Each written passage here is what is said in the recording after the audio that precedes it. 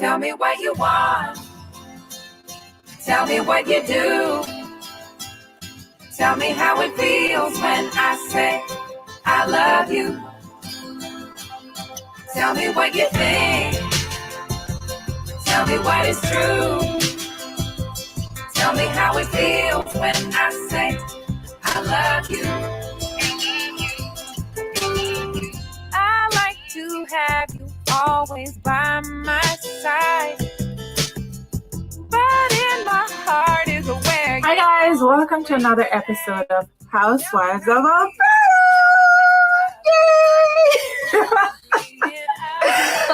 So for this episode, I'm gonna be sitting with Kate, and we're gonna be drinking wine and just having some girl talk. And we'll tell you a little bit about how these wines taste. We're gonna be tasting, I think, about 4 wines, and maybe we finish the bottles. I don't know. We're gonna tell you. You're gonna see as it unfolds, right? Mm-hmm. So, say hi, Kate. Hey. She started on the first wine. Tell me what is true or is it real? That's sad? That means it's good for you. Yeah. Is that what it means? Yes. And it's from Chile. It's 2018, and it has 13.5% alcohol. So good enough. So you're gonna see my first impression of this wine. Our third or fourth. Oh my goodness. All right. Here we go.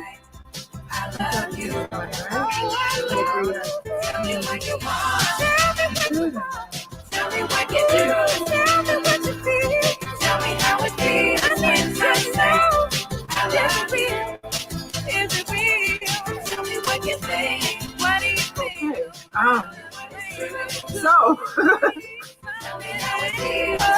that was a red wine. I like sweeter wines. So is it maybe for you? Yeah, it's not sweet. It's not all that dry though. No, it's not. Yeah. No. It's not all that dry. And it's not horrible tasting. No. Tell me what you do. No. Yeah. Yeah. It's an acquired taste. I love you. That's fine. That's fine. Not bad. Cheers. Cheers. This is what you should stock up on because you don't know how long you're gonna be quarantined for. So A couple bottles. a couple bottles will do you good. Maybe.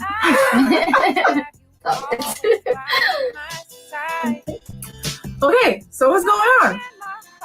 What are we gonna talk about today? We need some questions. What kind of questions? I was gonna ask you some. Did you write questions? No, I'm gonna Pinterest them. Fish food or cat food? Fish food or cat food? Cat food. Hmm? Yeah. Because, Really? yeah, a cat eats fish, so. Okay. Cat food. Really like that. All right. Ooh, let's do this. Okay. When was the last time you lied to a friend to get out of doing something? I'm getting in trouble. Where do you get these questions? Oh my god. Dress. The last time I lied to a friend to get out of doing something. Well, define friend. Let's start there. Who is a friend? Acquaintance, maybe. Maybe an acquaintance. Well, okay, because I don't lie to my friends. I'm very honest with my friends. Oh, okay. Okay, so y'all are watching. I am very honest with my friends. I do not lie. Mm-hmm. So I can't answer that question because I don't lie to my friends. Alright, if that's a story you're sticking with, that's fine. Moving on. How many people have you kissed? How are you smoking? Two. Who's watching this? 2. In your whole life? Yes, I'm not that old. Okay. 2. Alright. That's my story. I'm sticking to it. Alright. Let's see up here. Tell Okay, guys. This one is Prosecco? Prosecco? no, that's not prosecco. Yeah, Prosecco. Iced melon. Okay, what she said. What is that? Elderflower, mint, and watermelon. Sounds like old people drink. Sparkling. This one is only 5.5% alcohol, so this is like a summer drink. You know, you just drink it when you're bored. Light. Type of drink. Yeah. Patio. Patio, yeah. Which we will never get on. Apparently. Alright. Oh, it's nice. It's nice. Is it nice? You taste the mint? You said Really? mint, watermelon. Yeah, you taste all of them actually. It's not bad. It's close enough to a medicine. It's the same thing. Self-medicating. Tell me what you do. Tell me how it feels when It's true. Who was the last person that you cyberstalked? tell me what you think. What's your Instagram? What is true. I Tell me how it feels. don't really cyberstalk people. No? No, Okay. I don't feel like I need to. Have you ever, had a crush on a teacher? Tell me what you tell Yes. Yes? Yeah, in high school. Oh, okay. I had a crush on this teacher. Mm. I think everybody had a crush on this teacher. And I won't say his name. Everybody had a crush on this teacher because he was young, so it was Oh, closer okay. to our age, right? And Yeah. he just started to teach, Mm. and he was cute. So yeah, we just like seeing him. Really? Unfortunately, he didn't teach any of us though. Oh, shit. I know. Right? Yeah, I didn't have a teacher that was like close to our age, but they're all super old, so that never happened. Oh no, he was like in his early 20s. What was that, like a 6-year gap or something? Yeah. Yeah, Yeah. pretty close. That's pretty close. He was cute though. Oh, You're like one of those hate nail biting or what? I just hate lazy people. And I hate flakers. Okay. My time is extremely important, and so is the other person. So if I invite you to do something or we make plans to do something, show up. Show up. Kid Okay. showed up. Yeah, here. With wine. Yeah. Okay, moving on. Whew. Have you ever gotten mad at a friend for posting an unflattering photo of you? Yes. And I send him, as soon as you see that picture, I'm just like, take it down now. I have done that. 100%. I'm Take like, it off? I don't look good in that picture. Take it down. Really? Yes. Did they take it off Yes. every time? 1000%. It hasn't been that many times. I'm very pathetic. What's wrong with you? Okay, this is true. It's true. Final destination shit. Yeah. Oh my god. No, fuck that shit. It's the worst that can happen. I die happy? Wow. Oh my Wow. god. Okay. Final destination creeps me out. Yeah, okay. I appreciate that. I feel like you're in the norm. There's something wrong here. Where is this one? How's this deep? Why is Charlie short for Charles if they're both the same number of letters? Charlie's short for Charles. Let's think about the religious here. Charlie. Charlie and Charles. I don't fucking know. Short for Charles? I don't think Charlie's short for Charles. Yeah, Charlie. If you're just Charles. I'm not gonna call you Charlie. Some people do. No, you know what I think it is? Everyone puts an I'm gonna E. call you C. Char. Char. buddy. C. I call you your last name. I feel like it's like this. Everybody, like, if you're gonna shorten something, it's just because you always put an E on it, or like or you cut it off at the syllable, like Really? like Caitlin, Kate. You just cut it short. I don't know. I think a lot of different options. I- Worst experience. Often. What if you did I don't know. Friends. Okay. Describe them. Husband?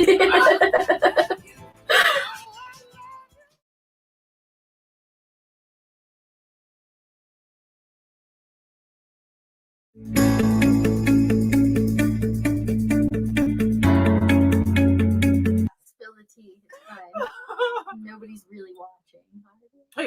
tell you a story.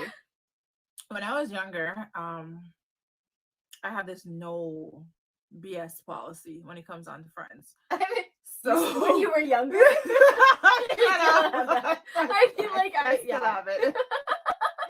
Anyway, so I had this friend, right? So I was younger, got off school or whatever, but she finished high school and she was working like a job or whatever. Okay. So I was waiting for her to go home. So I was just hanging out until she got off work or whatever. There's a particular cab that I take home. Always been that way. I don't take any other cab unless he's not there. Then I take another cab. Always take that one cab. Always. Everybody knows that about me. Got you. So we're waiting, and then the cab comes. I'm like, okay, let's go in this one. She's like, no, she's going in another one. I'm like, huh? So she's going in another one. I'm like, I waited for you. Yeah, I'm like, don't ever talk to me again in your life. Really? And that was the end of that friendship. Just like that. Done. And then I look back at it now, I'm like, okay, maybe I was a little bit too hard. But even when I look back at it, I'm like, oh, maybe I was a little bit too harsh, but Yeah. I said it. I gotta stick to my word. Really? Legit. I said it. I have to stick to my word. 100%. So even though I'm like, yeah, maybe too hard, I said it. I have to commit now. Oh my god. So yeah, I go all the way out for them. I'll do anything for them. And everybody knows that about me. If we're friends, there's nothing you can ask me to do that I won't do for you.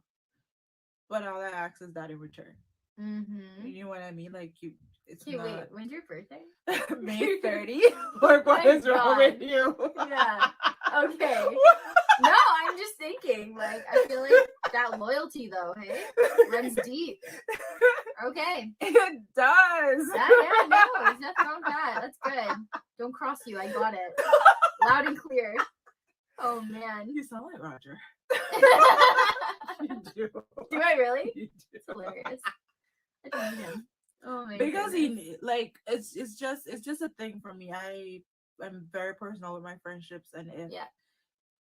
I take time and I spend time with you and stuff, that's how you know that we're actual friends. Yeah. I don't care. Like, I'm not gonna spend time with you, and Yeah. it's just whatever. I Besides the know. times when I'm busy, which my real friends know, right? Oh my So- god, like 95% of the time. 98 maybe. But I do make time though. Yeah. I do okay. make time. As much Yeah. as I'm busy, like whatever it is, birthdays, Or I feel like you're whatever. like also too like if you're busy doing stuff, you're like, come do this. with me." True. I'm doing like 1,000 things, Yeah. but like come do Come it with do me. this with me. Salsa dancing. Yep. Swing class, you know. Come Jesus, do it. come do it. Have some fun and die. It's okay. You won't die. I don't know. Mild Close. heart attack, but not die. Oh my. Oh, that's a terrible question. I don't like What's the these. question? Who, like, would you date 2 people simultaneously if you could get away with it? Okay, I think every female would want to answer this question. Yeah. Would you like? Okay, so I want a piece of this. it's hard to date 2 people. Like, I think it's The hard effort because you're gonna have to keep up with. stories. Yeah, and like you can't come over at this time and that person can't just surprise you with flowers. You gotta Oh be like, shit! I did that once. I can't. I give up. Oh my god! Wait, that was the best thing. You know what the worst part about it was? Is I got my times mixed up one time. Player over here. And it was no, I was young. Okay, I got my times mixed up one time. That was it. Oh my And God. I got dropped off, but told the other person to pick me up a little bit too early. Oh. They were early. And they were like, hey, I'm here. I was like, oh my God, I'm just pulling up. Like, you're going to see me get out of some other guy's car. To Go go into in your your car. I was like, oh my God. So this is what I tell them. I was like, hey, can you just like pull around the back? They were like, why? I was like, just do it. So they did. But as I was getting out of the car, they drove by and they were like, yeah. I was like, just a So they friend. saw. Oh yeah, they Oh saw my it all go God. down. They get out of the car, And then I was like kind of racing to the house, and they were just doing a drive-by around because I feel like they suspected it. Yeah. Oh my god. Didn't you have a friend that lived close by? You could have been like, drop me off here and then walk over to the house. Like, what are we doing? I panicked. I was like, damn it. Oh my god. Nah, That's embarrassing too. Cause see you turning red. I am thinking about it because I'm like, holy shit. Because I think the worst part was I didn't even like fess up to it. Like I was like, that was just a friend. Like, oh, you kept lying about it. I kept lying. Oh my I god. just kept going. That's the with it. worst. It was bad. It's better if you just own up to it, because like I don't owe you an explanation. Like, whatever. I was doing what I do. was dating. That's what you do. You date multiple people until you find the one. Is that what happens? Yeah. Are you supposed to just date one? I hope not. You date a couple, and then you decide, oh, okay, dating does not mean having sex. Yeah, so no, let's go. clear that up. So you go Don't on be a a couple whore. dates. That's Exactly. You go on a couple Am I allowed to dates. say that? Yeah, sure. Okay. PG. Okay. There you go. 17. Is that a thing? I don't even know. Let's say 18. 18. Mature Yay. audience only. There we go. 19 depending on PGM. legal age. PGM. Mm. There you go. But I feel like Your discretion is advised. yeah. I feel like you can just like it's okay to date. You're not having sex with every single person that you're dating. That's true. Or you're not having sex at all with them if you're dating them. If you have sex with them, that means you want to go further. Oh, You really? don't want to play the feel anymore. That's like commit? Yeah, don't you think? Jesus. Yeah, I can see that. I can see that. I can see that. She can see that, guys. I can see that. Even when I was dating around, if I went to that level, it was because I was serious about it. Yeah, and if you go to that level, if you're dating like say 5 people Mm. and you have sex with one, you really like that one. Mm-hmm. You You do, really you like do. that one. Girls don't Yeah. fuck around. That's why. Exactly. Girls don't fuck around like that. So It's if too emotional. I mean, exactly, and females are very emotional too. Mhm. I know this new generation of females don't seem to be very emotional. Go ball in the shower when the Oh, guy's yeah. like, "Oh, I don't want you anymore." Yeah, oh, they die. Ah! Oh, on the inside. You're not fooling anyone. Exactly. Easy you. Anyway, yeah, true. Okay, next question. That Have was you? good though. Good That was conversation. good. Yeah. Yeah. Have you ever sent a sext? Have you ever sent a sext? We're on a roll here with these kind of weird ones. I Okay. know. All right. Sext. Sext. I feel like I'm too old for that.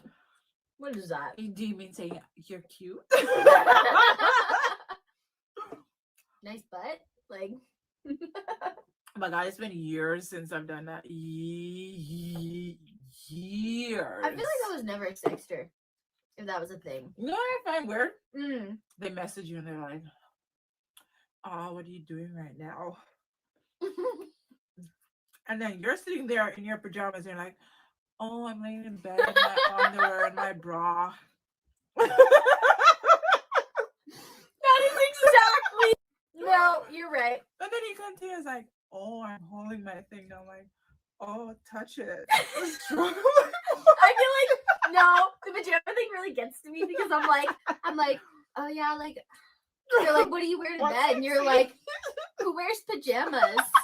Meanwhile, you're in like a fucking hoodie and like socks up to here and like flannel pajamas. Completely not sexy. No, but you're do, like, do you guys know this? Like, do you guys know this? Like, when you're texting a girl mm, and you're trying to sext or whatever, they are completely lying there in some stuff that you would They are not even look at. fucking with you. Oh There's my not god! a chance. Anything they say is a fucking lie. Exactly. Yeah, girls are no.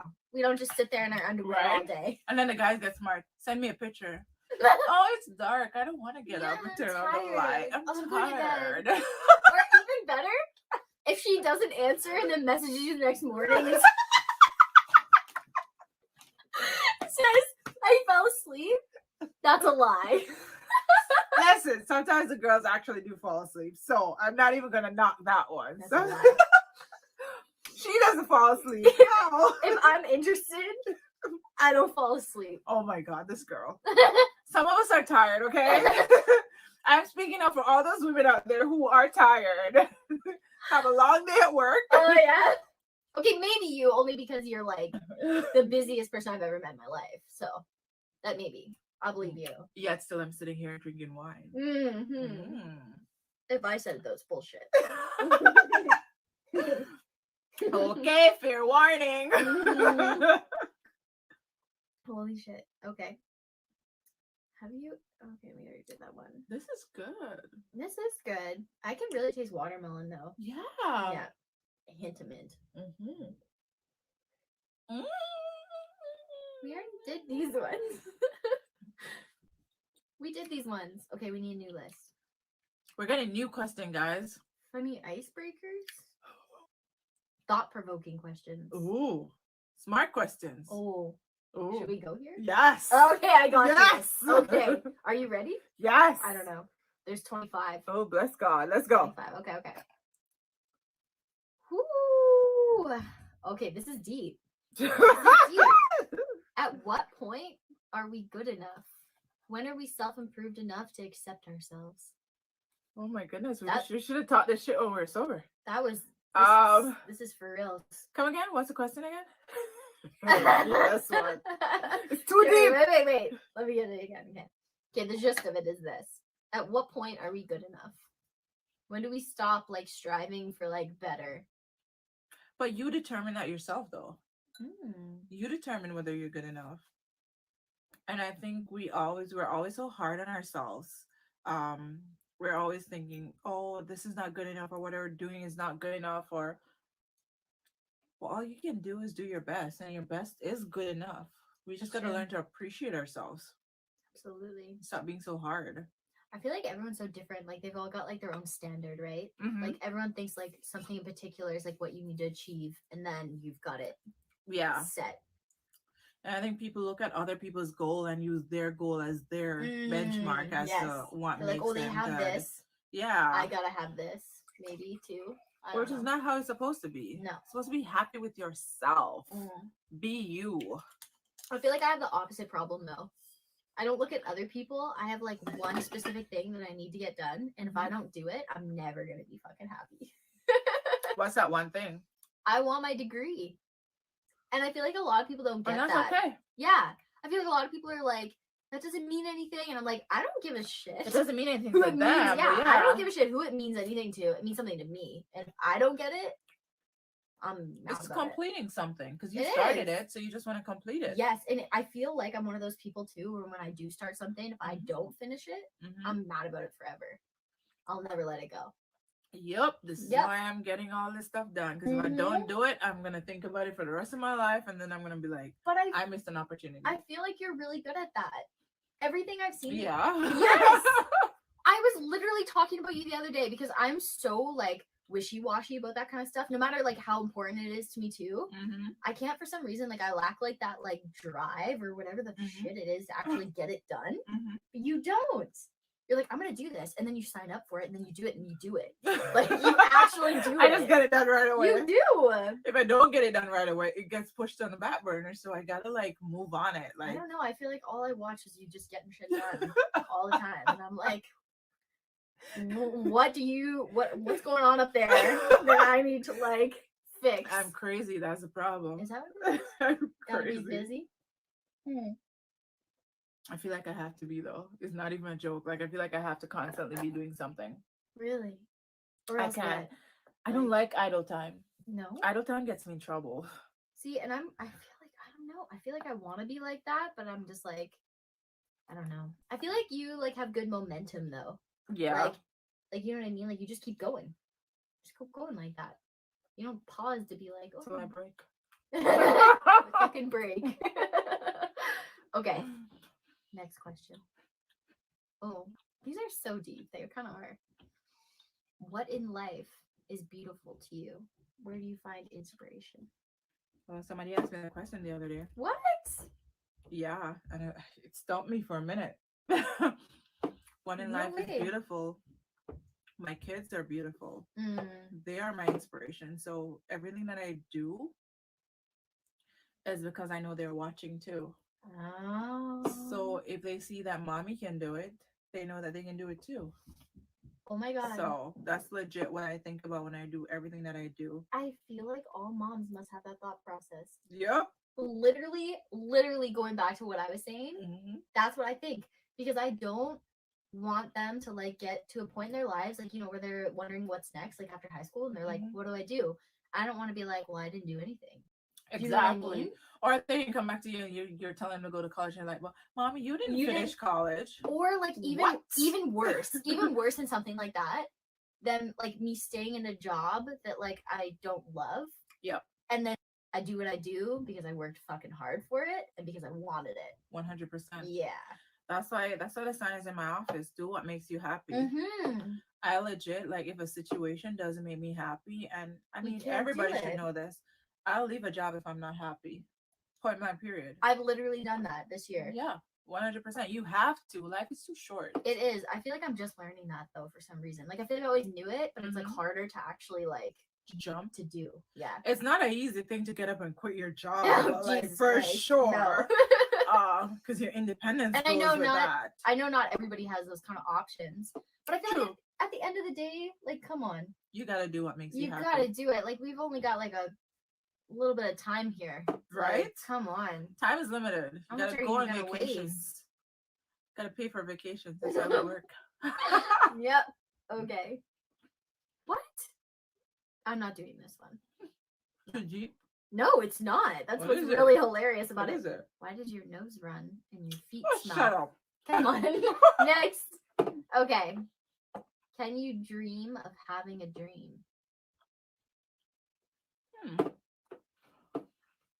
Dream about a dream?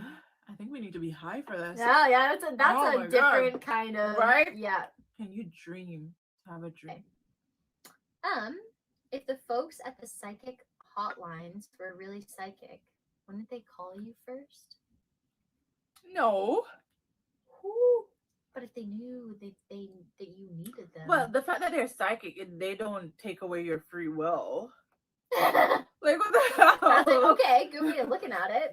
They don't take away your free will. Yes, they know that you want to call. Yes, they know that you are. And if they're psychic and they know you're going to call in, why are they going to call you? Right? What? That doesn't make sense. No. So, funny thing, I call the psychic ones. I did. No, you I did. didn't. I totally did. Shut up. I totally did. Okay, tell. What happened? So, when I was in Jamaica, after I gave birth to my first kid, Okay. that passed away, I was like, am I gonna have another kid? Yeah, I know you didn't know that. Moving on. It's like, I'm oh my trying to God. hide my expression. You see it right there. I know. Oh, that's one thing you don't know about me. That's what I should've Oh said. my god, you should have said that. Yeah. So I was like, am I gonna have another kid? Like, why is this happening or whatever? So I thought this one that you can call and you get the first 5 minutes free. So I call. And I'm like, am I gonna have another baby? And she's like, yeah, within the next 2 years or so. And stuff. And I'm like, okay. Am I moving from Jamaica? She's like, yeah. The same time frame, right? Within the next 2 years or so. And no shit. I moved and then I had a baby. What the You're gonna think I'm crazier. Because I didn't even do a psychic for myself, I did it for my dog. Twice. Your dog. Twice. I can't even put up with it. Wait, did you pay Twice. for it? I did. Wait, listen. You're gonna think this is funny because I know how you feel about dogs. I My- love dogs. My dog passed away. She was like my girl. She's 17 years old. I didn't tell her shit about my dog. And she told me everything about her, and it was like her to a fucking T. Oh my Because I god. wanted to talk to her. And she talked to her for me. It was crazy. Holy crap. It was crazy. I don't even know. Like, I wrote down everything she had said, but like, she was like, she seems like an old soul. I didn't tell her how old she was, but she was like 17 years old. Oh my goodness. And she was like, what's That's funny? like 100 in dog years. Yeah. What's funny about my dog is that we always call her like Queen Bitch. Like, she was the top shit and she knew it. Mhm. I was like, I was like, that's my girl. Anyway, I did that. It was crazy. But that's the closest I ever came to a psychic. It was awesome. Oh my goodness. I fly. Yes. I want to go see one. Get another one. All right, wait. She had the cards. So she did the cards and she was like, there's a big change coming and stuff like that. And I didn't understand it. And I wasn't a financial advisor yet. I was a banking advisor. And she's like, you know, do your exam, do your stuff or whatever. Like, a change is going to happen. It might not happen at the job that you're at now, the workplace that you have now, but you're going to be very respected in your field and stuff like that. What? I left. I was like, oh, shut up. Yeah, You don't know fuck what you're talking you. about. You don't know what you're talking about. What? Yeah. Isn't that weird? So I'm not saying I believe and I'm not saying I don't believe. I'm just saying they spoke some facts. Somebody please tell me But what's now going on. I'm afraid to go see one now because I don't want them to tell me nothing bad. That's what I'm thinking. Like, I don't want to hear nothing bad. That's what I'm thinking. Tell me that I'm gonna get the freaking corona. Oh Like, my god, shit. You're dead in the next 2 years. Yeah. If they get that death card, I don't want I no. don't want to see that. Unknown is better, guys. I feel like it is. Let it play. Like, I feel like for the past, 2 years, I felt like there's, a fork in the road for me. Mhm. And, honestly, all I keep saying is, somebody tell me what path I was going to be anyway, right? Pretty much. I got this. It's Oh fine. my god. It's crazy. Mm-hmm. Oh. Okay. Oh, we getting done with these bottles though. Yeah. Bottles up, bottles up. Oh, let's just end this bottle. Let's end it? Yeah, I'm just gonna It's end this done. bottle. What is this? 5.5%. Like, how bad can it be? How much damage can it really do at this point? So, like, Please. it's apple juice. Grape juice. Yeah. Welch's. There you go. Mommy style. Fine.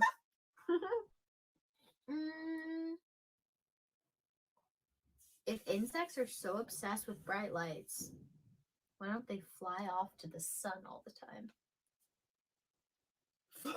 What?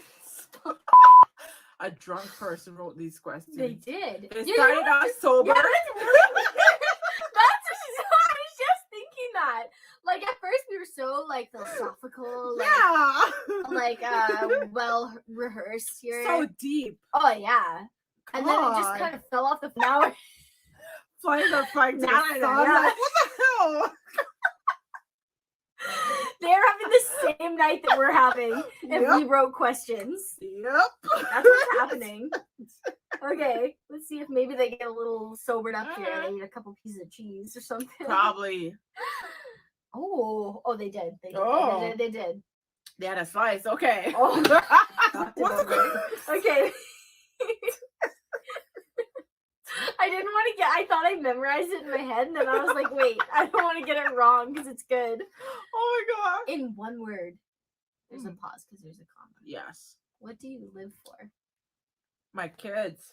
Oh, here we go. 100% my kids. Yep. They are my end all be all. Really? Yep. My kids. It's hard not to. It is hard not to. I mean, you see their little faces, and okay, for those of you who don't have kids, please know when your son or your daughter comes to you, they're always gonna come and be like, "Mommy, I want this. Mommy, I want that. Mommy," it's like a freaking siren. And you are, if you are a real mother, you internalize that shit, and you want to make sure that they have everything that they ask for. Everything. 100%. And then It's not- some. Yeah, it's not like you're trying to spoil them, but it's kind of like, why not? Yeah. When you're a kid and growing up and you ask your mom for like $1 or something and she's like, Fuck no. no. And you're like, why can't I get a doll? It's like, to them, it's like nothing, right? It's like, I'm just asking for a simple doll. Right. And I'm pretty sure to us, it was like, why can't I get a doll? Like, Yeah. why? Absolutely. And you didn't get that doll. And how did you feel when you didn't get that doll? Right. I don't want my kid to feel that way. No. So you want a doll? I'll get you a doll. That doesn't mean you're not gonna have respect. That doesn't mean that you're not gonna know the value of Oh money. my god, where have you been my whole life? Hey, I literally have this debate all the time because I'm like this, I don't get it. Like depriving kids of things that they want and need when they're young. Exactly. What is that going to teach them? That's what I'm thinking. Like Nothing. Exactly. You can teach a kid respect without Withholding stuff. things. It's different when you can't afford it.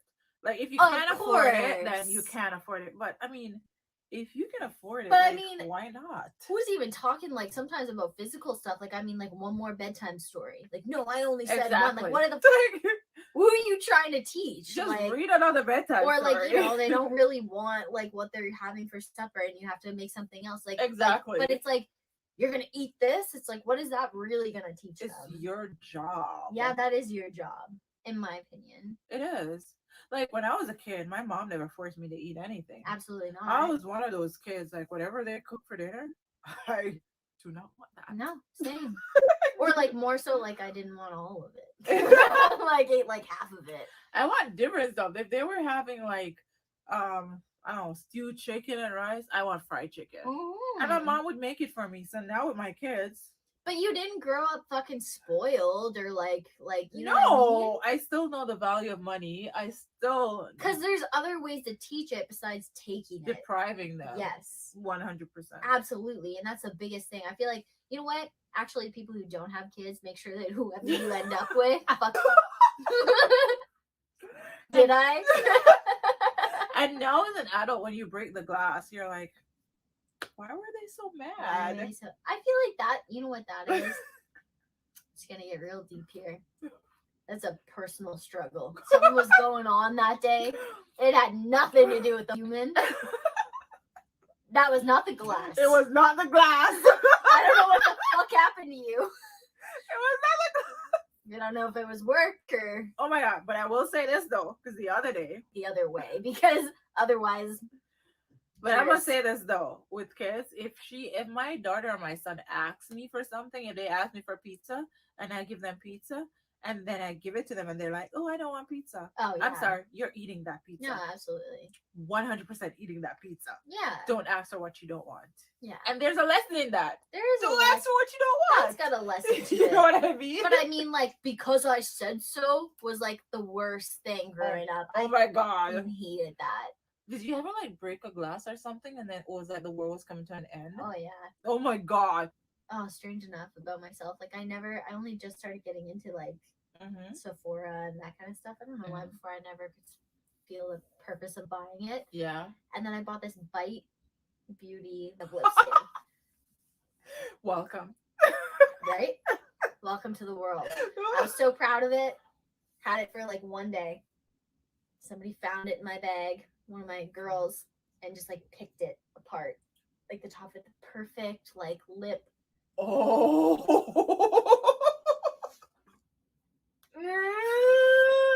Yup. It wasn't bad enough that it was a lip stain. She like stained her clothes, her whole face. Mommy problems here. I walked out. I think I walked out of the house. Like I think I left. Like I was like, she lost her mind. I was like, I'm done. I'm not coming back. You're not gonna find me here tomorrow. Oh my god. Oh, the anger. Oh my god. The anger. First one I ever bought. Oh, I already know how that feels. I'm just Yeah, I know. I hear you. That's I guess that's how our parents felt when we broke a glass. God damn it. Feels so bad now. Sorry, Mom. All the difference is our stuff costs like a lot of money. A glass is like $2, okay? Get over it. Like get over it. Come on. All right. That's too funny. Oh It my was god. bad. It was bad as a bad. I still have it though. I still use it, but it doesn't have Oh that my perfect lip shape God. anymore because it's got like Yeah. fucking digs in it. Oh my god. Oh yeah.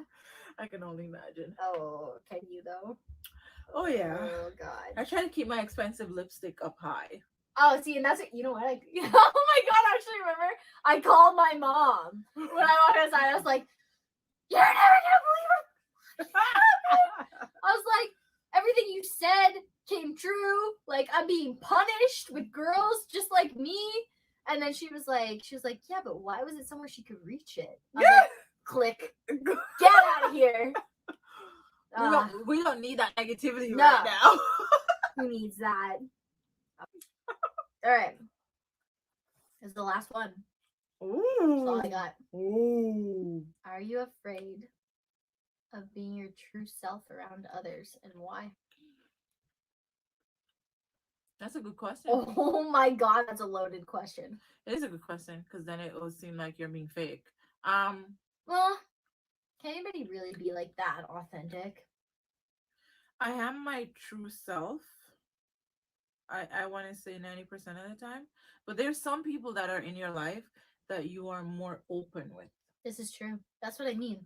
So Like, I don't think it's everybody- not that you're not being yourself. It's just that you hold back a certain part of yourself. because- Absolutely. But I Yeah. also feel like too, like behind closed doors, right? Like we kind of let our guards down. True. You can't not. Like that's just human. It You is. can't not. And how comfortable you feel with somebody and stuff like that. Mhm. That allows you to let that wall down so that person can know all your imperfections and they, and it doesn't matter. You can say a goofy joke. You can not brush your teeth. For only one day. I mean, you can like, what do you call that? You can fart. What do you call it? So some people think that girls don't fart. Like we do fart. Like what are you talking about? We just fart around select individuals. I'm actually gonna die. Okay. So true. It's true. It's true. Certain individuals. Yep. No. But like, are you one of those people though too? Or like, I don't know about you, but like, I feel like I was talking about this the other day. Once I get to know people really well, Mhm. like that slowly kind of comes down. Like it doesn't come down. I never walk up to like, okay, and you're lying if you think you do this, but like you don't walk up to everybody and like you're completely authentic. Oh, like, all the absolutely time. not. Holy shit. I'm reserved. I'm cut off. I'm shut down. I'm a little like polite, like Yeah. whatever.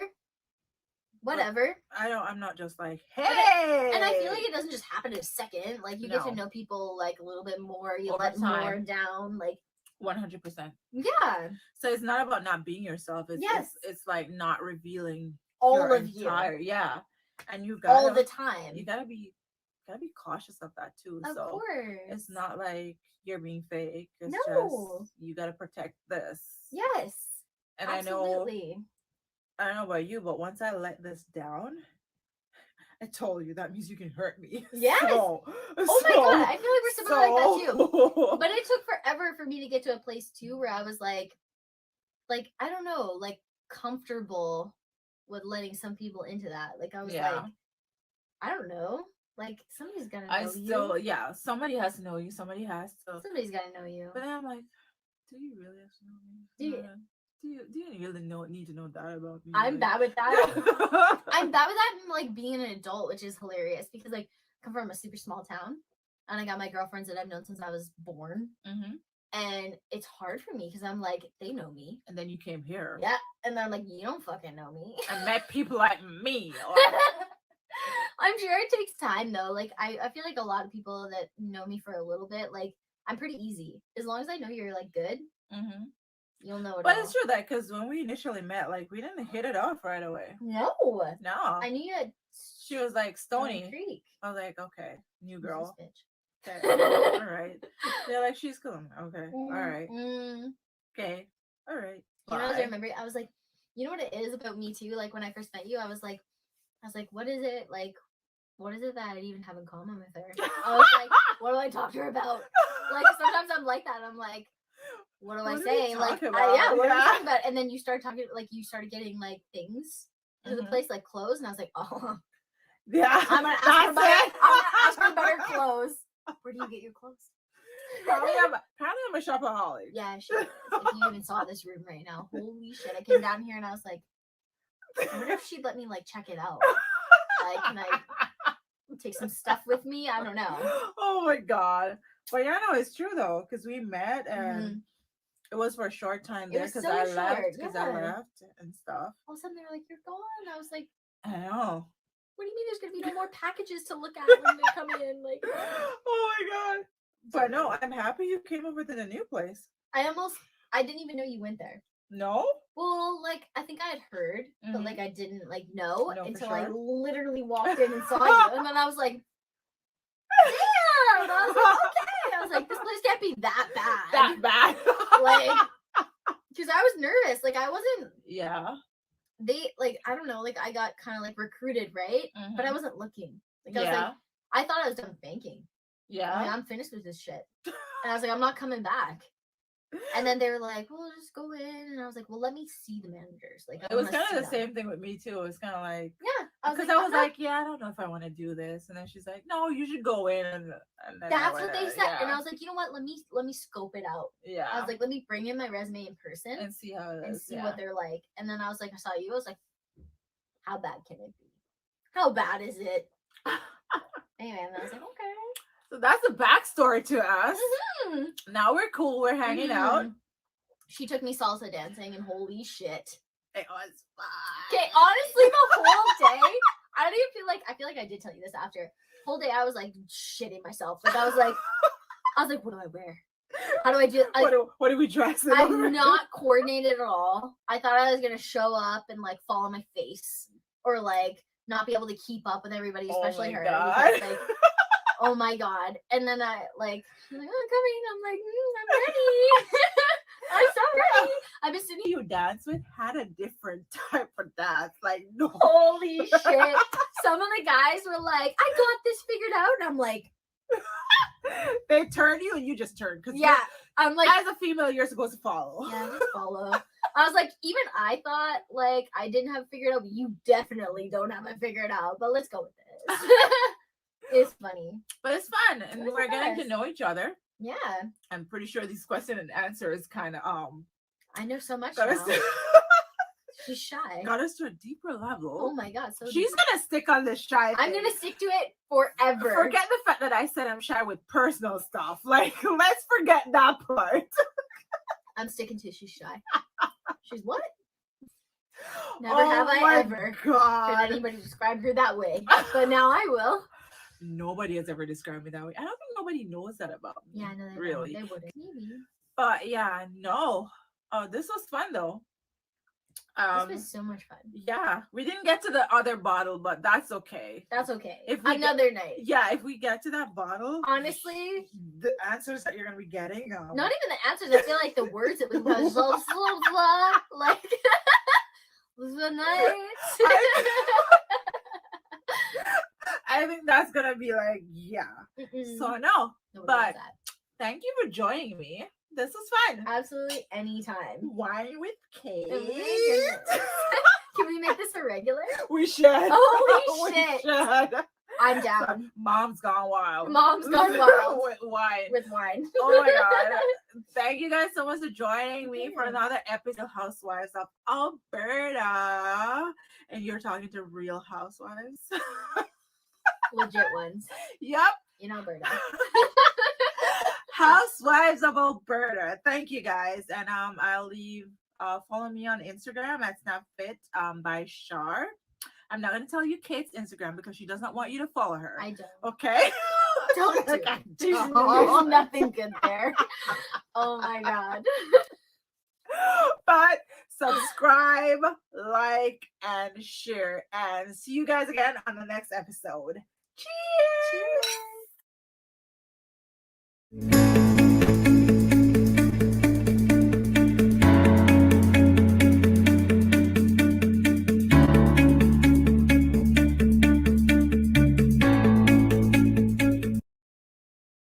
Hey guys, welcome to another episode of Housewives of Alberta. Hi guys, welcome to another episode of Housewives of Alberta. So in this episode, I'm going to take you on a little tour of one of my closets. This is the fun closet. This is where I play dress up, if you will. I'm going to try on a couple outfits and kind of, get you ready for the summer or for work or for an afternoon session after the virus has passed, of course. So while we have a little time to play with our outfits, I'm just going to show you what I do. Right now, I have on a simple beat. I didn't do much makeup. I like when I wipe out my makeup that I still look the same. I can appreciate a good beat, but I can also appreciate a good natural look, which is what I have on right now. I'm wearing Fenty, everything Fenty. except for my mascara, which is Better Than Sex Too Faced. It's amazing. Lip gloss is Fenty, complete Fenty. So yeah, we're just gonna go into our first look now. Okay guys, so this is my first look. A really nice maxi dress. I got it from Valencia. Super cute. You see, and it glows all the way to the ground. Of course, I will post a picture. I paired it with my nice gold watch. If you know me, I love gold accessories. It's a gold Movado watch. Super cute. And of course, you can wear whatever watch you have. I am very simple when it comes on to like earrings. I just have in like studs. And then I always have this necklace on. It's just me. And this necklace is from Michael Hill. Simple updo here. I mean, it's a summer. You have a nice little neckline going. You can. Okay, guys. So this is the next outfit. So this can be a club outfit or a date night.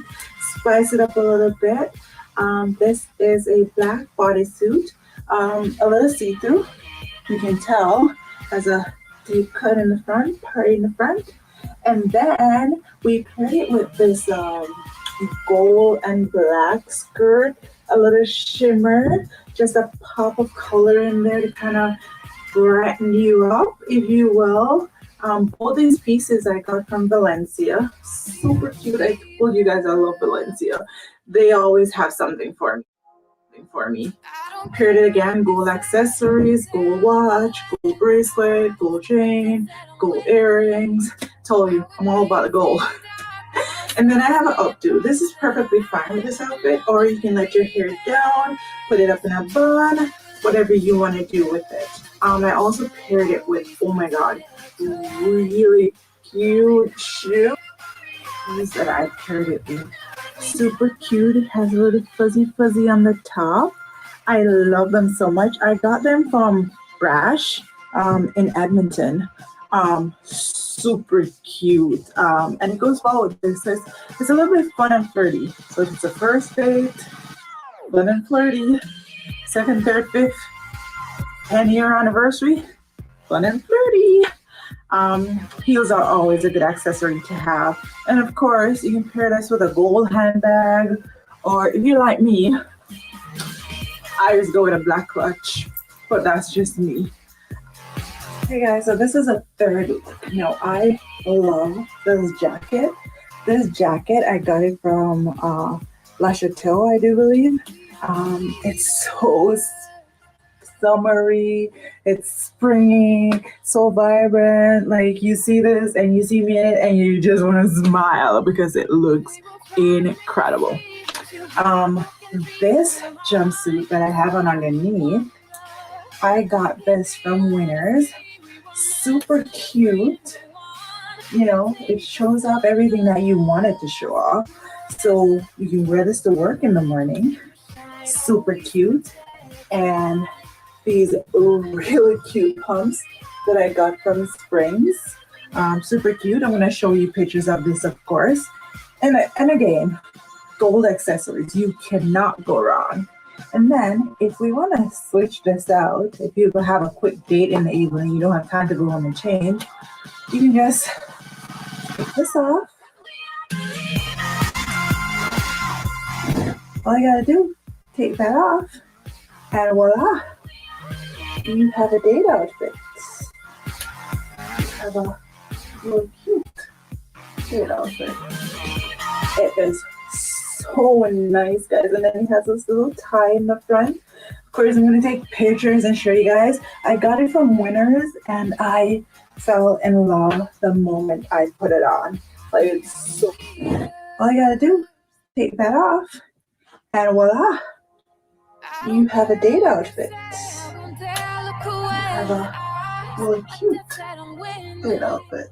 It is so nice, guys. And then it has this little tie in the front.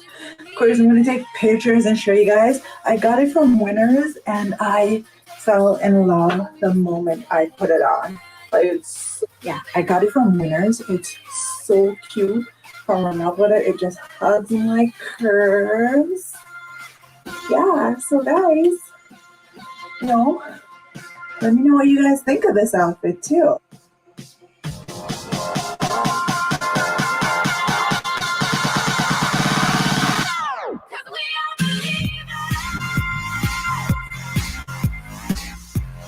This is like a vacation piece.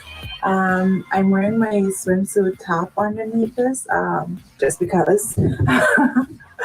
But it's super cute to wear on vacation. You can see it's breathable, loving the colors. I'm going to be taking pictures of it so you can actually see it and everything. But I absolutely love it. And I mean, who doesn't like a good vacation piece? Super cute. I think I got this from Fashion Nova actually. Amazing quality, surprisingly. But Fashion Nova has been doing good lately. And I want to say thank you so much for watching.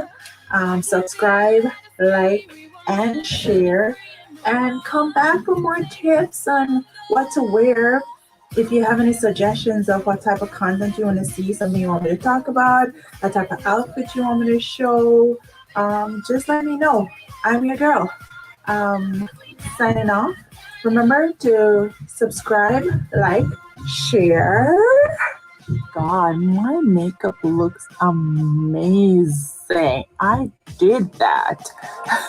I just had to. See you guys next time. Oh, I'm just loving my makeup. Oh, I have to end this video. Bye, guys.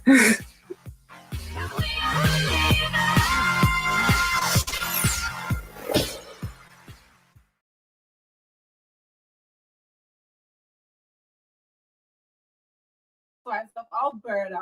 Tonight we are going to be doing the spicy noodles challenge. And trying these noodles with me tonight is Oral and Kayla. Say hi, guys. Hi. They are so happy to do this tonight. Yeah. So happy. Yep. They want to feel the quarantine burn, right? Okay. So we have the noodles in our bowls, and we are going to add the pepper sauce and the crushed pepper into the bowl.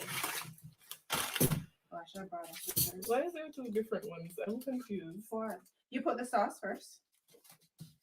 Don't let it touch your fingers. Why? Okay. Mom. Okay. Touch my finger. I do not want to lick my fingers. Oh God, why is it black?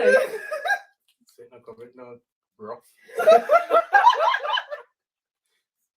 Oh my God, it's not a soup, man. Sure. There we go. You know I lick my finger. Listen, Now lick my finger. this.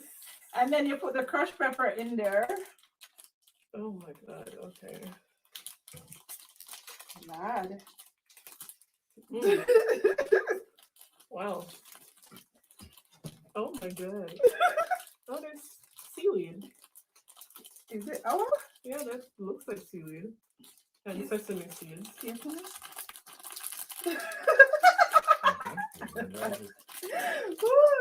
Okay, so I'm gonna use our forks.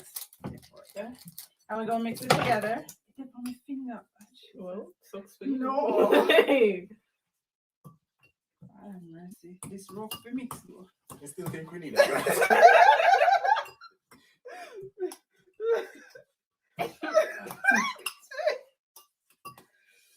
Oh, okay. All right. This is fun.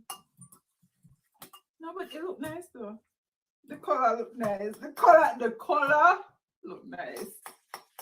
Okay. I mean, if you think so. So the rules of the game, well, the challenge. The first one that drinks milk loses. The winner is the person that finishes it all. What do we win? Listen now. You just need to eat and win. Okay. We're all competitive, so. All right, is it all mixed up? Yeah. It's as mixed as it's gonna get. All right. All right. We're ready for eat now?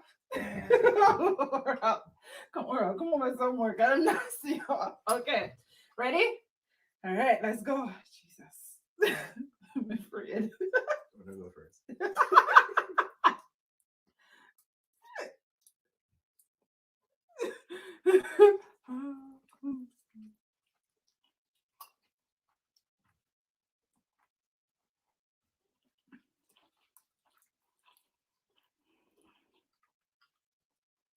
That's a nice flavor.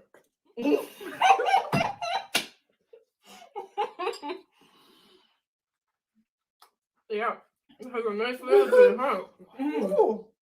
You're talking too soon. Okay.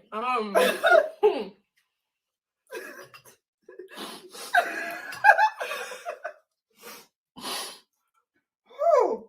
Yeah. It's like you taste it and it tastes good, but then it just hit you Mm-hmm. afterwards. Oh my god. Ah. Mm-mm. It's already Obama. Girl. You know what? I'm no more. Like, this is okay. So like, there's no prize, right? All right. Then it's not right. No level out the water. Eat the food. Mm. Mm. You get bragging rights. Man, this is the domestic balance. It's spicy, but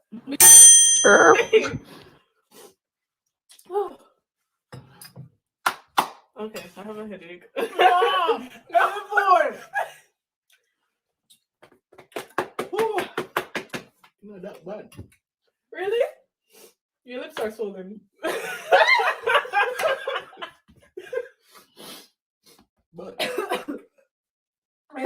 other than that, They feel the fire down here, so. So because you're cool, you come out way not that bad. you know, reason in your throat, but it's just like up on your tongue. It depends on your tongue for true. It's on my lips.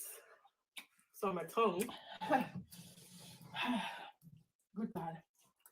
Am I still not allowed to drink any water? Mm-hmm. But me, I did.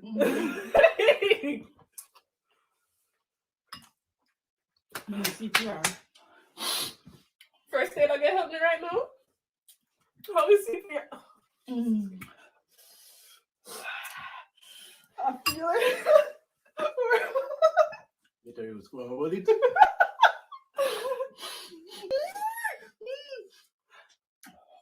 So like, does the ice count? Yes. More like an ice? When air go on your tongue, you feel more. Mm. Oh. Okay, well, No. You try eating. I don't do things that are We bad can't for the waste food. A quarantine time, we can't waste food. People out there, they're hungry, eat the food. Jesus. Whew. Hopefully, food for the poor. You give them this. That means that, like, you would not donate this to the food bank.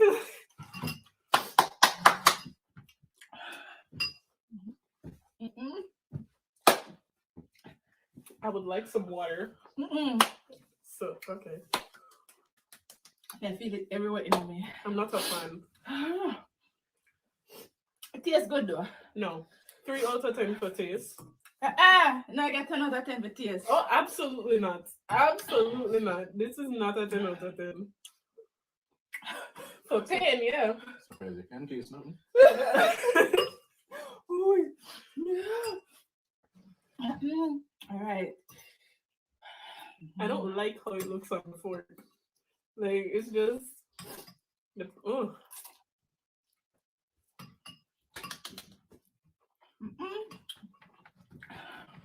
No, sir. And it look like it's not done.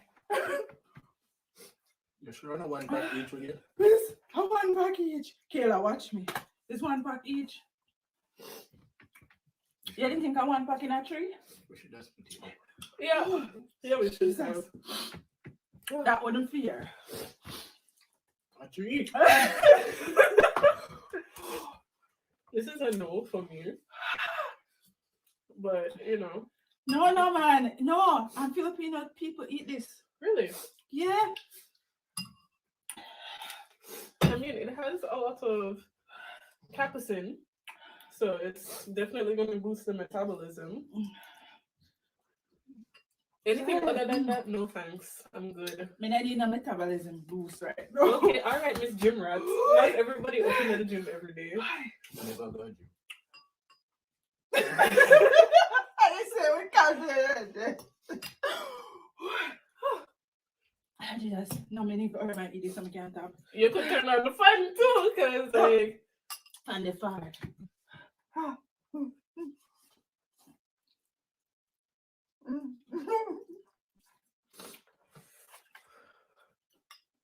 yeah. If I eat it the first I'd stop. That's not how this works. Hey, but I'm wrong short. Let's do it.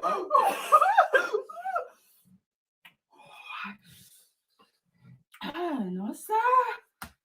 Good God Almighty. Hey, hold on, little. Hey, put some of them out now. Hey. No, I know say fuck wicked. As much as they try to take a little bit, the fuck just insist to put enough funny. Come. In your mouth.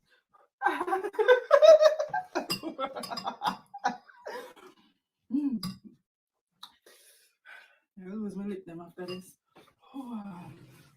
And I need my lips for quarantine activities.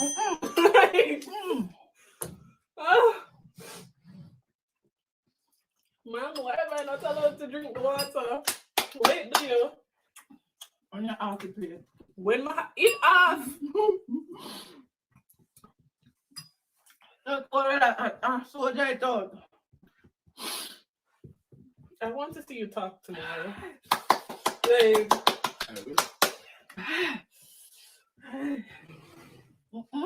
yeah, it's in my throat now. Yeah, man, like you stop me from my right chest. so yeah. Ooh. Or like over here, so I'm gonna get pepper and I'll burn him. Watch him.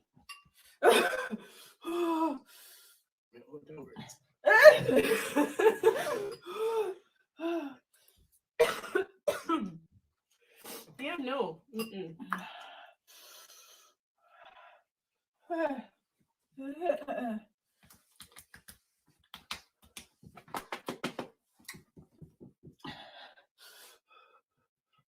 We just realized I'm muted. She's not here.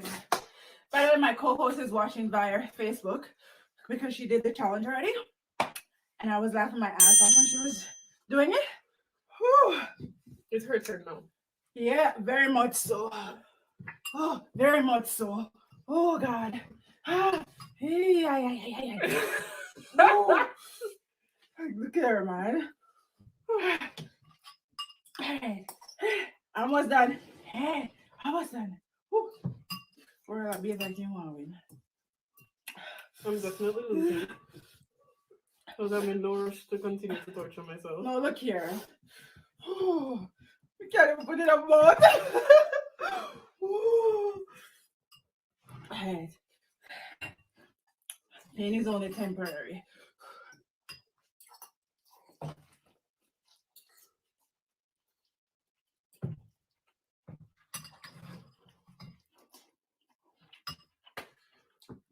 That's not my baby.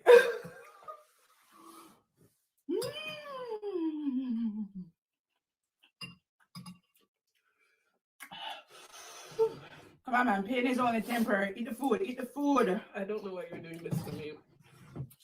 This is, oh. This is not what friends are for. For real though, like, oh my god. No, but you got through pain together with friends. That's it. Go. Oh. Bare feet on the now, not complain, no, sir. That is not fair.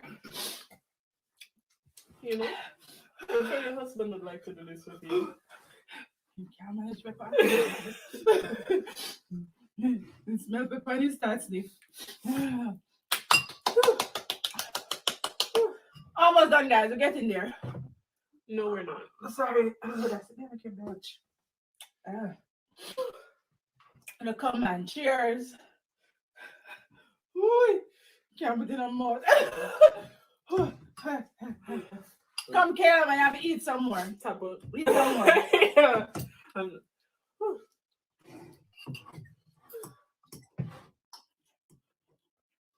Oh, yeah. Mm. Mm.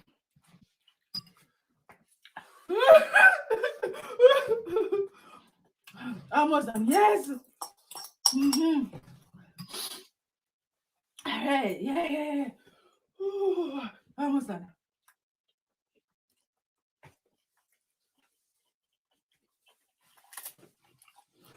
No. Mm-hmm. Mm-hmm. Mm-hmm.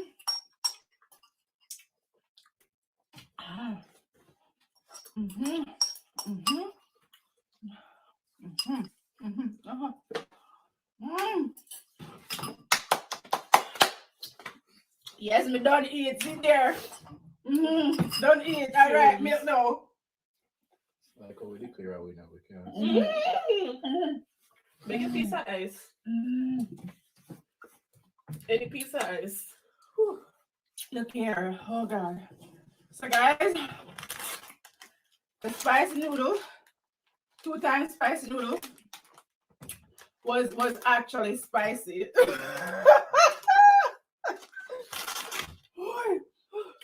Kayla need ice. Because I'm allergic to milk. Sorry, fair, but the milk, oh, It wasn't bad. it wasn't bad, right? It tastes good. We just leave something right here, so. Hey, the fire there, so, by your lip and by your tongue. Mm-hmm. I mean, you know, when it's gonna stop. The ice helps.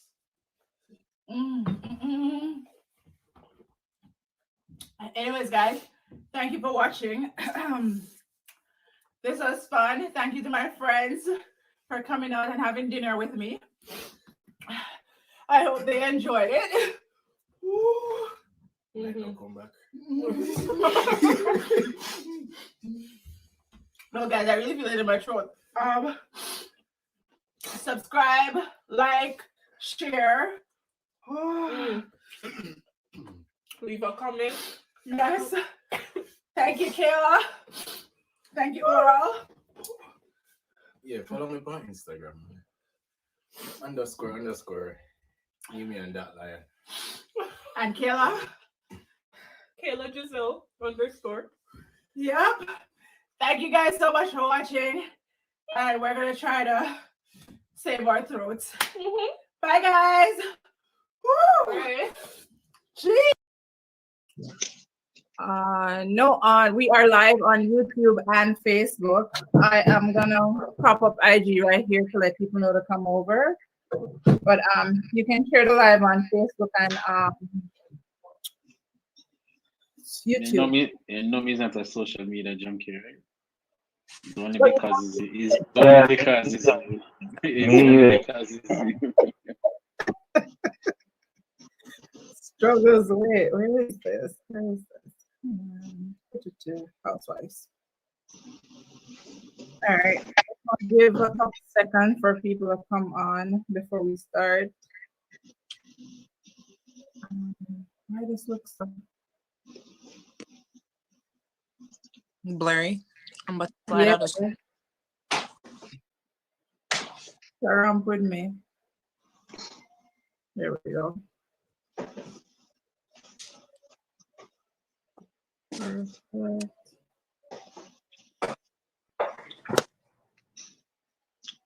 Guess I can pull this out. Can I?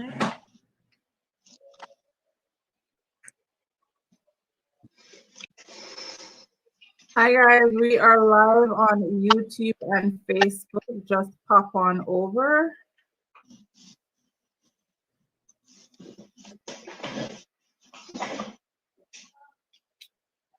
I need my other stand.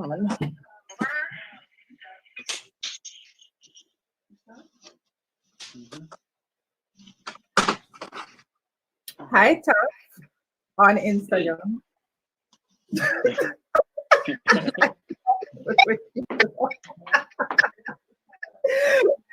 Guys, we are on. Join us on Facebook and on YouTube, guys. Housewives of Alberta on Facebook or YouTube. We're not gonna stay on Instagram. I just popped on to tell you guys where to find us.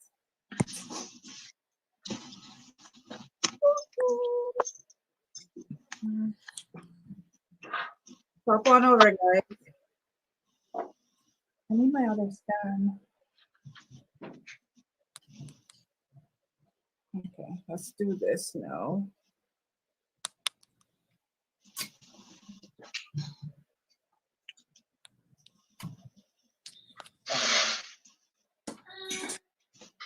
All right, perfect. So guys, tonight we wanted to talk about body positivity. And I'm gonna play a video which kind of sparked the conversation, which kind of sparked the topic that we wanted to talk about tonight. So I'm gonna go ahead and share my screen and play that video for you guys, and then we can just jump right into the conversation. Yeah, I'll introduce you guys afterwards. Right, here we go.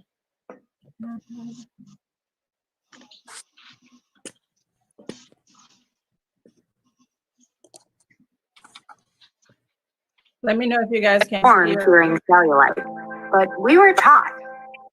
I've stopped wearing shorts so it wouldn't be seen.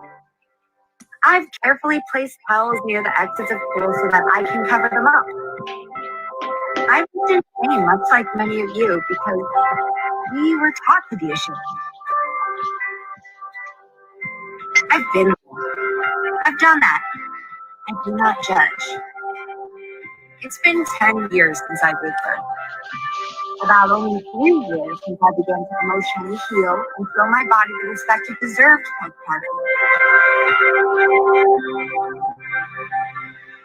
At every size, I felt pain, sadness, frustration, fat, and anxiety.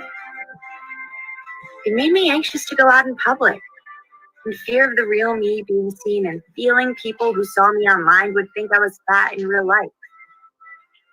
Looking back, it has never been my weight that was my reason for growing confidence. It was simply breaking free of all the noise. Do you know what happens when you put on the swimsuit and show up? Others do too. You open the door. You show your fellow sister, mother, daughter, and friend that you have a place on the beach, in the pool, and in the summer. That you have worth, and so do they. That you have beauty, and so do they. That you have a body and story unique to you, and so do they. Now we're showing up. We're taking it back.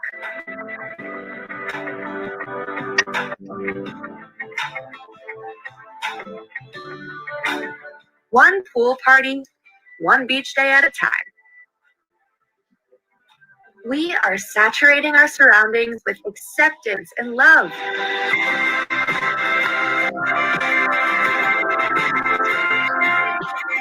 And when we do, we aren't alone anymore.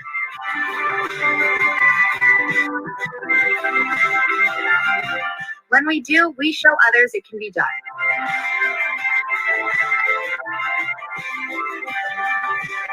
I believe in the power of sharing. I believe in women believing in themselves. Confidence, my friends. Eat it for breakfast. Wear it all day long.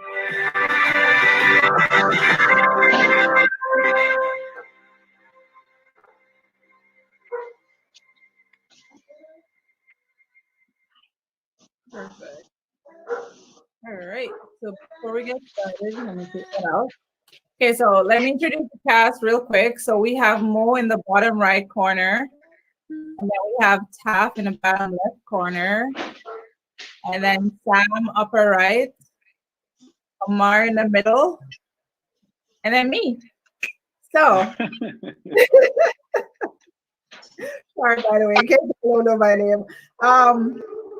So he watched this, Mo sent this tape to me, and I watched it, and it resonates a lot because first of all, you don't need to have kids to have stretch marks or cellulite or anything like that. You don't have to have kids to have those or struggle with your body image per se. When I watched the video, the lady was saying that, you know, she had kids, but she didn't feel confident enough to go out in a swimsuit. And I feel like a lot of females struggle with that. And I don't know if it's cultural, because if you know back home, if you're going to the beach and put on a two-piece, you want to look a certain type of way. Like when you're in different parts of the world, like it doesn't matter how you look, you put on a swimsuit and you go out, and it's completely unacceptable. So I feel that is a cultural thing, but I feel like women in general are critical. Who is that? Women in general are super critical of themselves. So I kind of wanted to throw it out there. Tell me what you guys think about the video, and then we can go from there. Do we want to start with Sam? Sure. I like the first part of the video because it says society has taught us, right?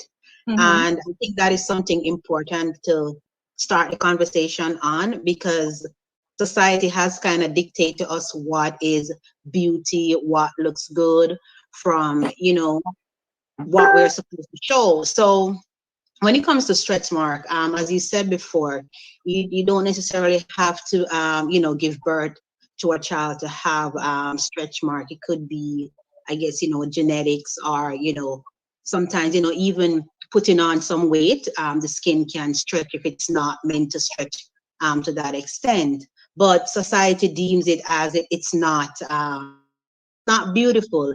And especially for women, why should a woman cover her stretch mark if she's on you know, the beach, or she wants to wear a tank top or whatever she feels? Society thinks that that's not beautiful. She gives birth to a child, she gave birth to a life, right? But I think with that, it's all, you know, in yourself.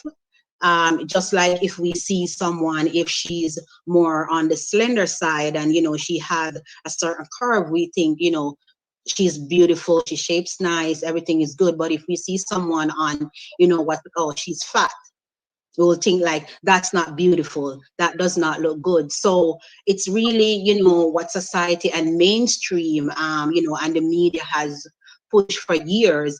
So we learn that, you know, what is beauty in their eyes. But I think beauty comes from, you know, within, how you feel, you know, whether you're 60, 70 versus, you know, a 20-year-old.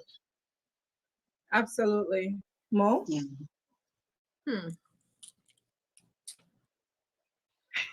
We come back to me. Omar?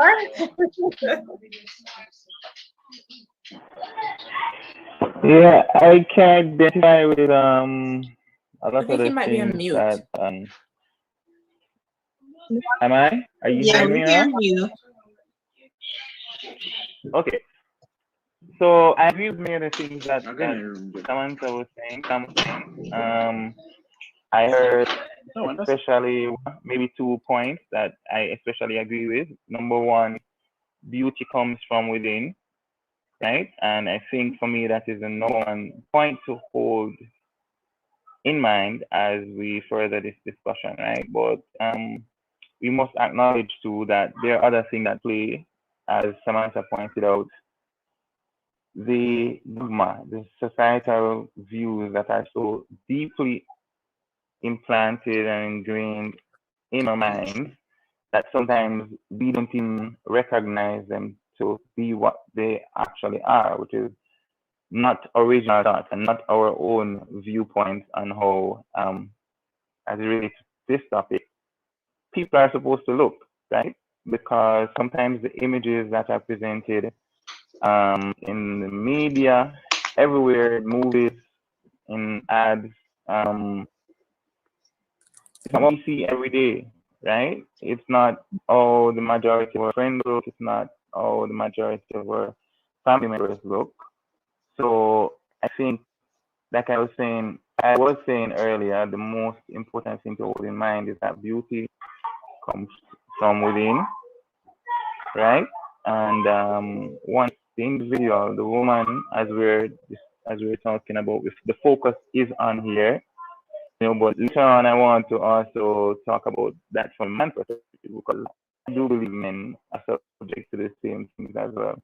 Um, Maybe women doubly so because mm, um, they are under the microscope of men, and as Charlie was saying earlier, they're also under the microscope of other women as well. so maybe women doubly. Mhm. Cool. Mo? That's what I have to say. Honestly, I feel like the media has a big role to play in what people's perception of what perfection is, what looks good and what doesn't, which then trickles down into society.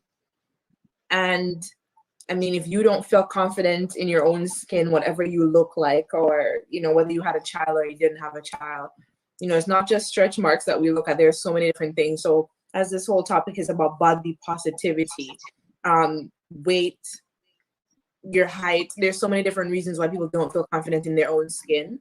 And I find in movies or Hollywood or whatever, it makes it glamorous to alter yourself to try to fit into what society status quo is of what you should look like, what is deemed as beautiful. So whether that's to straighten your hair, whatever tickles your fancy, or it is to buy some expensive products to get stuff pulled out, especially in our culture. Let's talk about bleaching for a second and how people try to bleach away the ugly. The implant. Exactly, all these things. And to be honest, I'm not saying you can afford these things and it makes you feel better about yourself by all means, but it shouldn't be because you feel ugly or disgusted with where you are, who you are, what you look like. Yeah, if it makes you happy, go ahead and do it, but not if you can't afford to. You shouldn't feel like you're ugly or put yourself down and talk down to yourself because, again, society creates a construct of what we should look like and what is beautiful. Tap, your views on the video? Well, I just only heard what Monique said, so I'm not sure what everybody else said, but whenever, like, it taught me a lot, the video. A couple of the things I never know, like what you said, that you don't have to, you know, that stretch marks only come with like weight loss and pregnancy, but you know, as I said, there's so much other things that can, you know, come with that. But people being uncomfortable in their own skin, I believe, influence coming from the age of the internet now. I think that is our biggest, even for what Monique said. People bleaching them skin. People is uncomfortable in their own skin because of the influence they get from, you know, them see online, and then information and information is like right at our fingertips these days. You know, remember one time as a child, you only knew what was the thing when like a cousin come from foreign or some relative come from foreign and say, yo, what that going on? You know, that's the style no. But now, living in the age of the internet, the influence can come from all walks of life. Like it's right there at the fingertip. But to touch back more specific on women being comfortable in their own skin, I think we as men, you know, has a lot to do with it. And I can speak directly to this because my wife recently had a kid. You know, we recently had a child, and my wife is uncomfortable in her own skin again because of what, you know, she sees. What she sees on the internet. Charlene, she went yesterday. We were walking the hill, and she said she started to feel like Charlene. And so why you said that? Because she started to feel like a fitness junkie. If she never see any internet working out or whatnot, or know what you do, you know, that wouldn't be an influence over her. So you get me answer? So, but we as men, like, all when I lie, I tell, all when I think so she can lose 5 more pounds, I got to tell her so she look good. We as men, most of the time when women try to be comfortable in their own skins, because they might try to show off, oh, if you're not got a beach in a two-piece to make somebody look fine, you wouldn't matter where you go to beach. You get me? And we as men, has a lot to do with women's self-confidence. And I think some work needs to be done from our perspective as men. So that's my take on the video. But it was much more informative than than anything else. Right? Like as a woman, I'm watching it, and she brought forward a lot of things that play things that we don't speak out about. Because even if you look at somebody and you think that, oh, they got it together, they look great or whatever, there is still something about their body that they're obsessing over that they don't like, which is so great. And you look at that person like, oh, you look great, you're perfect. But then when they're in their rooms by themselves, they're like, oh, I don't like how this part looks, or there's too much here, I need to lose 5 pounds, and it's really, like you guys said, what society's standard of beauty. Because we see these models on IG and they look perfect and stuff, and we keep forgetting, like, to get that shot to put on IG, they have a whole team to create that look. They did not wake up like that. And Exactly. Photoshop, makeup, all that stuff, plastic surgery, everything. I'm not against plastic surgery. If you want to do it, go ahead, but don't do it because you hate yourself. Like, don't do it because of that, because that's not going to make you love yourself in any way, shape, or form. But I feel like the society's standard of beauty is really screwed up. Like, I mean, so listener can try and tougher speak. Like, there's so many ideas floating around in my head now. There's 3 that come to mind that I think I have an opinion on to offer. One is, again, with the self-confidence issue. 2, Charlene, I can't take notes. I hope you remind me what the second and the third one are. 2, having to do with your circle, people who are close to you and you keep in your circle, right? And also, finally, would be role that this new technological age is playing as far as shaping this issue, right? So let me start with self-confidence and your internal state of mind. And as a human being, as a person, as a woman, and I contend that men have these issues to deal with too. But fine, Shani, I don't want to steal your on that. But let me just put it that way. I remember maybe 10 years ago, and 10 years ago I was 24, young, in my prime, very fit. You understand? Very skinny, well toned. I remember being at Margaritaville in Negril, right? And I remember this was maybe the first time, like, my perspective on what beauty and attractiveness was really challenged. You understand me? And I was at Margaritaville on the beach, and I saw this. She was tourist, this woman, and she was wearing a bikini. Appearance-wise, she had a lot of, geez, I forgot the name for this, but Cellulite? Scientific term. Cellulite and excess skin, like serious excess skin. There's a scientific name for it, like peri something like that. Anyway, but a lot of excess skin, because we ended up having a conversation that we spoke about many things, including how she got to be the way she was. And when I said my concept of beauty was challenged, was because I was looking at this woman who was that way, had a lot of excess skin, a lot of cellulite and so on, right? Because she had lost a significant amount of weight. I don't know if any of you guys have ever met anybody like that, right? Have you? Yeah. Yeah. No idea where it's up.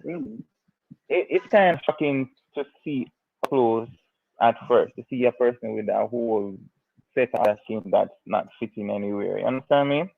But Mhm. there was something about this woman that was undeniable, right? And that it was shining through her physical appearance that even me as a young man at 24 could see past. You understand? And she had this bubbly personality. She had this confidence, right? That when she was talking to you, she was demanding your attention and commanding your attention to the things that she was saying and her personality and away from her physical appearance, right? Mhm. And I remember my mind would occasionally float back to that state of being like, oh man, should she questioning, should she be wearing a bikini or not, and so on. But then at the end of it, Charlene, her confidence, her bubbly personality was so much that 10 minutes into it, I completely forgot about physical appearance and was just caught up in conversation and who she is or who she was. You understand what I'm saying? Yeah. So I'm saying that to say, brought that up to say that beauty has a lot to do with your state of mind. You understand me?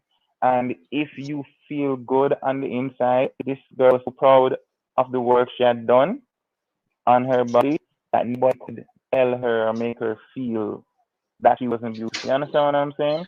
And when she was in that state where she eliminated that doubt from her mind, you understand? And all the negativity, her positivity, her bubbly personality was shining through so much that like I said before, it commanded your attention. You didn't even notice her physical appearance. So that's one, right?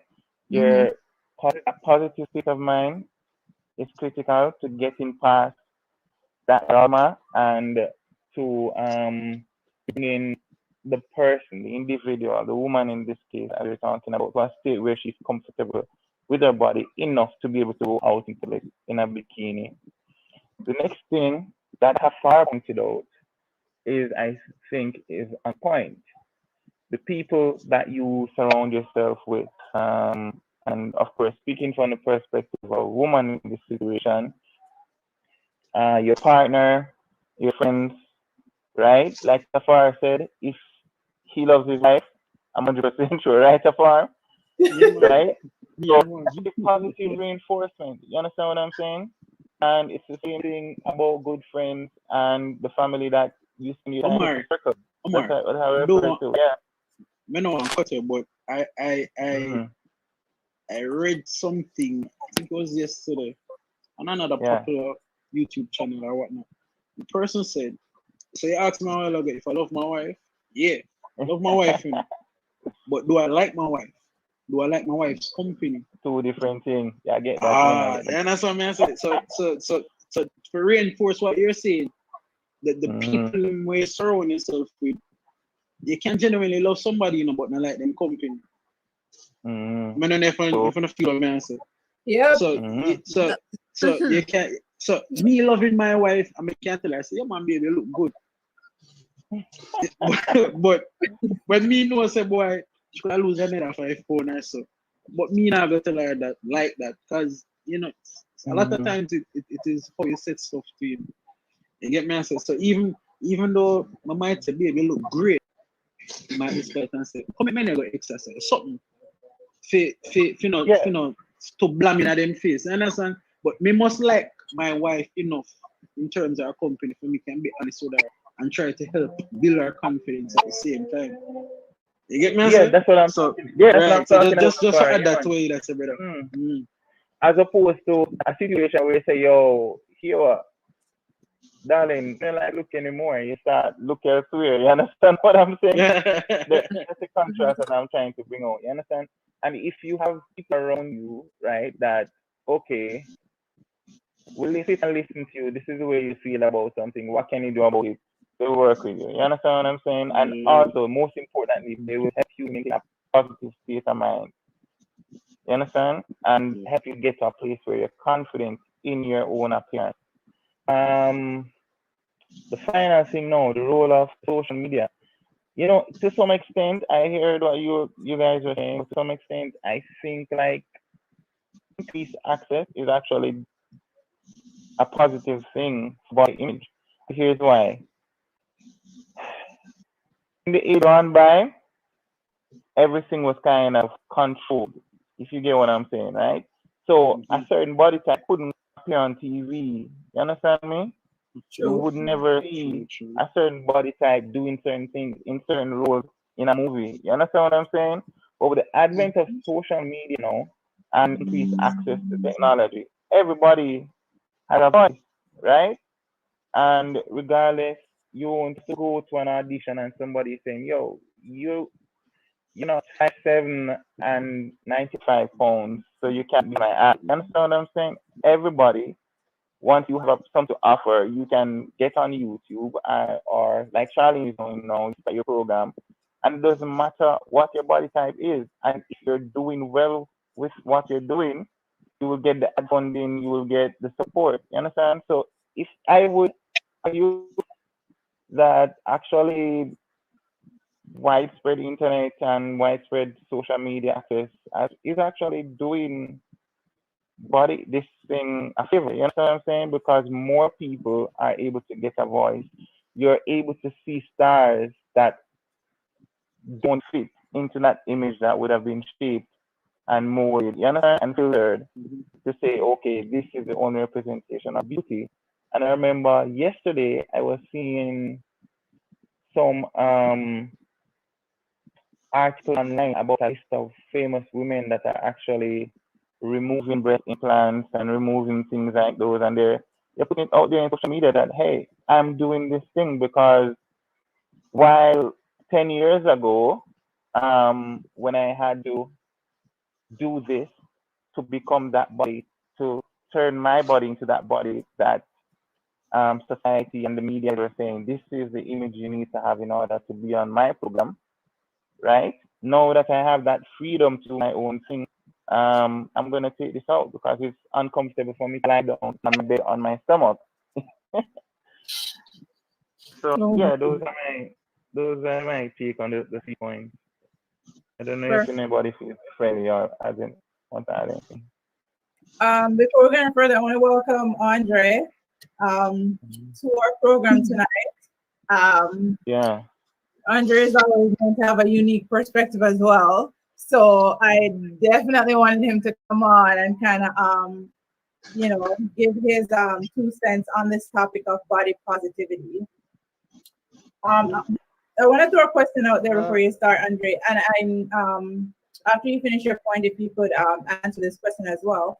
Where do we think the breakdown is? Because this lack of self-confidence is coming from somewhere. It birthed somewhere in our life we got birth. So where do you think it is stemming from? Go, Andre. All right. Good evening, everyone. You're hearing me, right? Hey, well. Yeah. Yeah, man. So I was just rushing in from work. All right. Body positivity. My God. It is one of those topics. It is one of those topics that I'm still a bit surprised in this day and age that we're still having conversations like these, because I think social media and the fact that camera is now on everybody, and to some extent the reality is there, but some level of fakeness, a great deal of fakeness is there. But nonetheless, we are now seeing, you see the narrative used to be controlled by the mainstream media. Yeah. So when you have when you had back then, like the Miss World and the pageants and the movies and all those things and so on, they controlled what was being perceived as the accepted way of life and body types, or so to speak. Omar was mentioning that at some point. So the thing is, I'm a bit surprised because right now there's a greater deal of self-awareness now that is now taking place. As much as sometimes some of us act a fool, right? There's a great deal of self-awareness, and I think, you know, yes, we still have instances where persons are still being impacted by it, because sometimes, no matter how much information and knowledge that we garner, sometimes there's that limited scope of thinking that still remains and still poses a problem, right? Hence why we're having conversation like this. Hence why persons that have of large body stature, they're still being ridiculed in some way, shape, or form.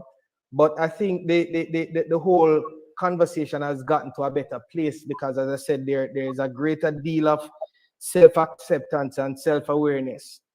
And I think largely in part by the fact that social media is now putting something out to the benefit of the thicker females, then, so to speak. So to speak, social media has really put forward a new acceptable norm, so to speak. So you find that heavyset, even though some of it is a bit exaggerated, even though some of it is doctored and so on, but you find that a lot of heavyset females are now accepting their role. The fact that a lot of other females are trying to get there. You know why I think we're in a. You remember one time there was this thing about anorexical body. Mm-hmm. The correct term is anorexia, we know, you know, but Jamaicans have a way to put a twist on things.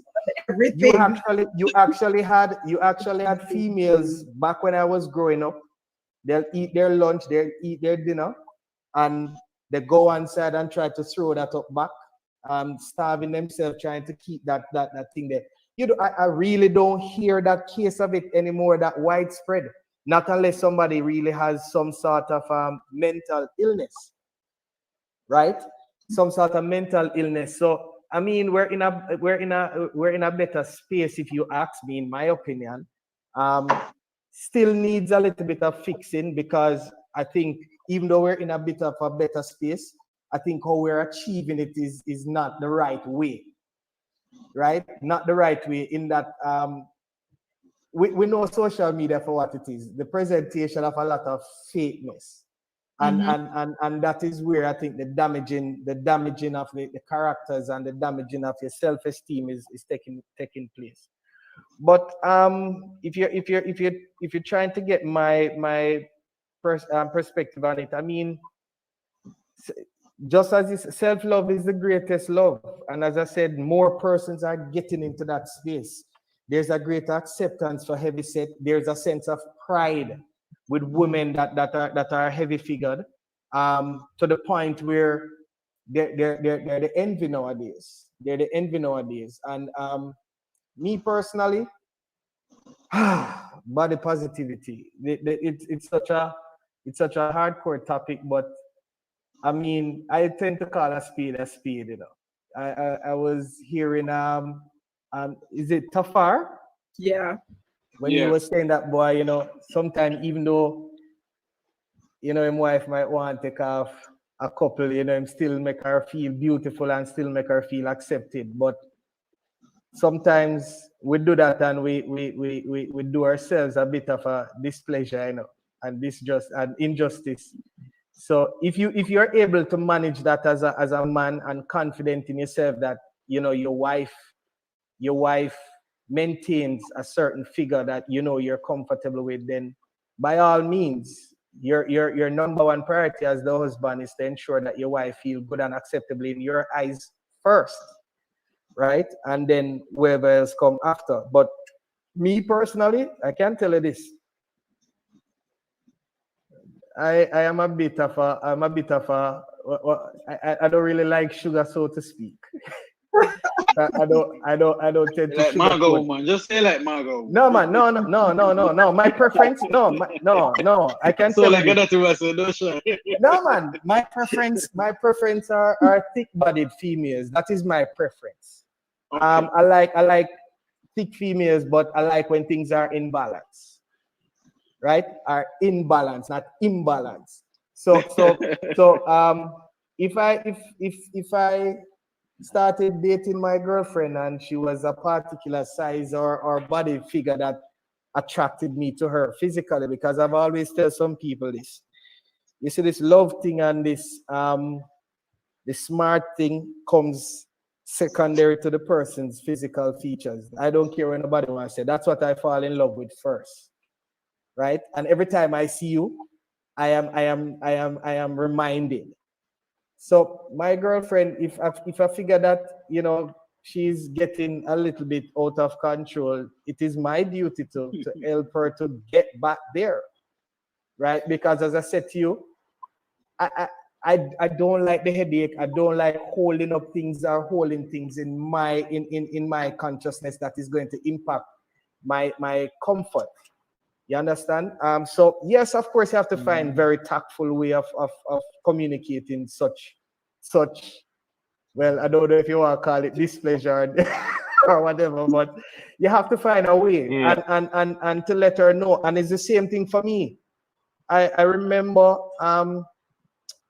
my child's mother. We're no longer together. I remember when my daughter when she was born, I took like about a month off from work, paternity leave, and you know, even before I took the time off, I used to come home. So I spent maybe like the first 2 weeks to ensure that things are okay and so on before I went back to work, then took the paternity. And I realized, you know, I was coming in, I was cooking and doing whatever it is or so on. So there were times when I eat and like I would fall asleep on the settee, right? Chronic thing, because my job was really a draining one, I can tell you. Long story short, my daughter, when she was experiencing her first Valentine's, going to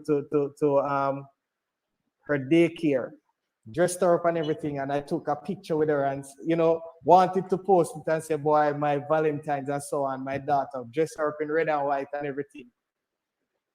And when I saw the picture and I saw the stomach that was in front of me, imagine, you know, this is a man that looked at himself in the mirror, but I just had a bad angle that day in that photo. and I called her. I called my daughter's mother and said, "What is this?" And she said, "What do you mean?" So I said, "Yeah, what is?" So I said, "You see me in the house every day, and this is what you're seeing, and you don't say nothing to me?"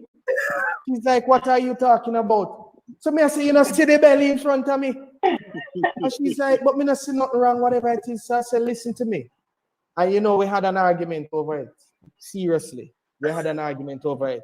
And funny enough, because you see, I'm the type of person like this, I don't wait on somebody to tell me that, all right, then fine, Andre, you're a bit out of shape, or whatever it is, if I do get there. I just got comfortable and I guess maybe gained some of that baby weight. So luckily within 2 days time of me finding out that there was a program that my HR managers or the HR department came up with The Biggest Loser. The Biggest Loser. And I lost what? 28 pounds. 28 pounds in 2.5 months. Andre, that is not just belly. Listen. No, but hold on. You see, people are starting to say, "Boy, Andre, you're looking sick," or whatever it is, and all sorts of something. But the point I'm trying to make is that the same treatment meted out to her, I'm expecting that from her as well. So it's not a case where I'm gonna go, "Boy, baby, look fat in her. I mean, I do nothing to make myself desirable to her." You understand? And I've always maintained it. Whenever time you're seeing something looking other than, I mean, age, I can't control. I can drink water, I can exercise, and so on, and it makes me appear a little bit younger than I'm really at. But the thing is, I want to be desirable, just like when you saw me. What excited you that first time or so on? We'll maintain it forever, but for as long as we can. But as I said to you, the awareness right now. And to the question that Shard posted regarding where did it start? Where did it start?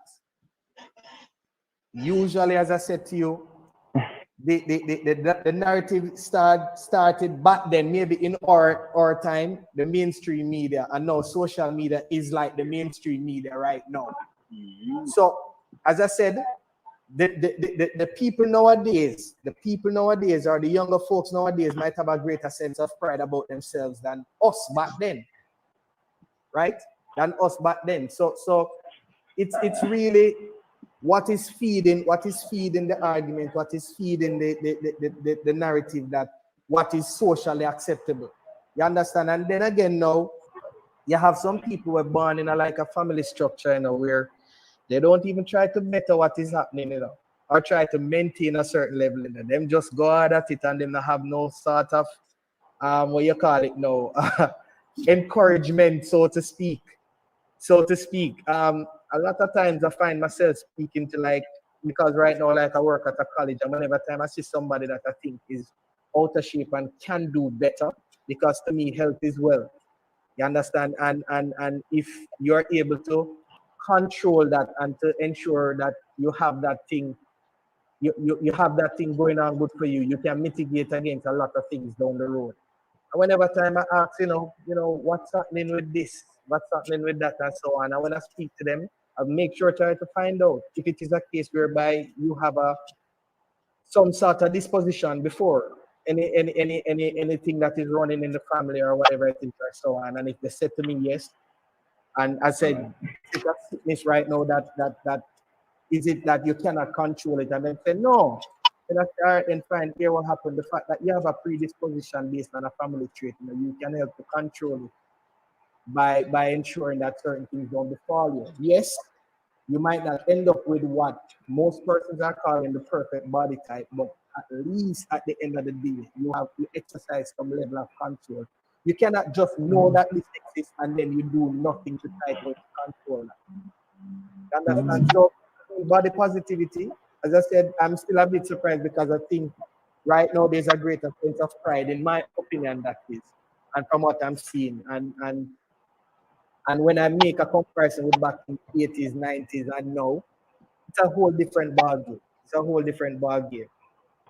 That's true. Ladies, I want you to chime in. So we have different perspectives here from the male, similar but different. Taf and Omar is more of a positive reinforcer, and Andre is more of a straight shooter. So I want to get this feedback on, because everybody is different. Like some females might like the straightforwardness, and some females might like the positive reinforcement. What's your take on it? Hold on, ladies. But Charlene, Andre, did you see the video? I want to say Andre before we move to the ladies. I don't think he did. See the video though. I hope you did because I was listening to what you were saying, right? And a lot of what you said was kind of based off the idea of like what can be controlled and so on. But I look, and again, I might be limiting the scope of the conversation, right? But I hope I'm not. But a lot of the ladies in that video, they actually were doing like they lost the weight of the baby and so on, right? Generally, that's what I saw. They lost the weight, but what was happening is they were having the excess skin issue, and they were having the varicose veins, the stretch marks, and so on. And I'm gonna play the video again for Andre after the ladies talk. I don't think Andre saw the video, so I'm gonna. Yeah, I heard. While I was driving, I only heard you guys talking about the video. I didn't see it, so maybe that would. I want to play it after I get the ladies' opinion. Mm-hmm. Yeah, for the viewers just joining too. So absolutely, ladies. Mo, I can't hear you. You're mute, babe. Oh my God. So just interjecting to comment on what both the gentlemen just said just now. I think the whole topic of this conversation is about body positivity. One aspect of it is what we saw in the video, and that's stretch marks and varicose veins and all these things that come up over time or through losing weight or through having a child, and then your body going back to its normal state and of not bringing a child kind of thing, and the excess skin and all that stuff that happens. But also the part what you were just talking about in terms of losing weight and all that stuff, I feel like that is a huge part of body positivity as well. This conversation can be all encompassing, and so talking about people who are overweight and how they feel in that skin, but people who've lost weight and they have things that are physically not the way they normally were, and how they feel in that skin kind of thing. Like, this conversation it can be very huge in speaking about body positivity and that what that means, because it could be weight and it could be just the way your skin looks. You know what I mean? So do you like you think about some people like in families that they could just, again, this, okay, I'm gonna try to pull it all together. Somebody said something about your circle, who you have around you. So how will they support you, how they speak to you, how they pour into you and bring to your attention what they're seeing, whether it's something that you don't, whether you look some type of way to them or you keep complaining about something and they try to find a positive way to help you to get to that goal or whatever that is. But you also have like families, especially in Jamaica. Do you people have families who tell you, yo, you know, say, I get fat? You know, yeah, I mean, that's all. Right? And so yeah, I agree. That's the Jamaican approach to it. They'll tell you right away. Yeah, are you big and swatty? And like, you know, just certain terminologies. And I feel like from our cultural background, there are certain things that are said in certain ways that it will be deemed as disrespectful. So a lot of us too, back then, not now, through media, we saw an idea of what a woman should look like. Let's just speak of our people. Men should look like. Men should be ripped. They should have the V thing, you know, in the front there if you're going to the gym. A woman should be slender and, you know, legs shouldn't be touching. You should have that little gap, the thigh gap, they call it, right? So many different things.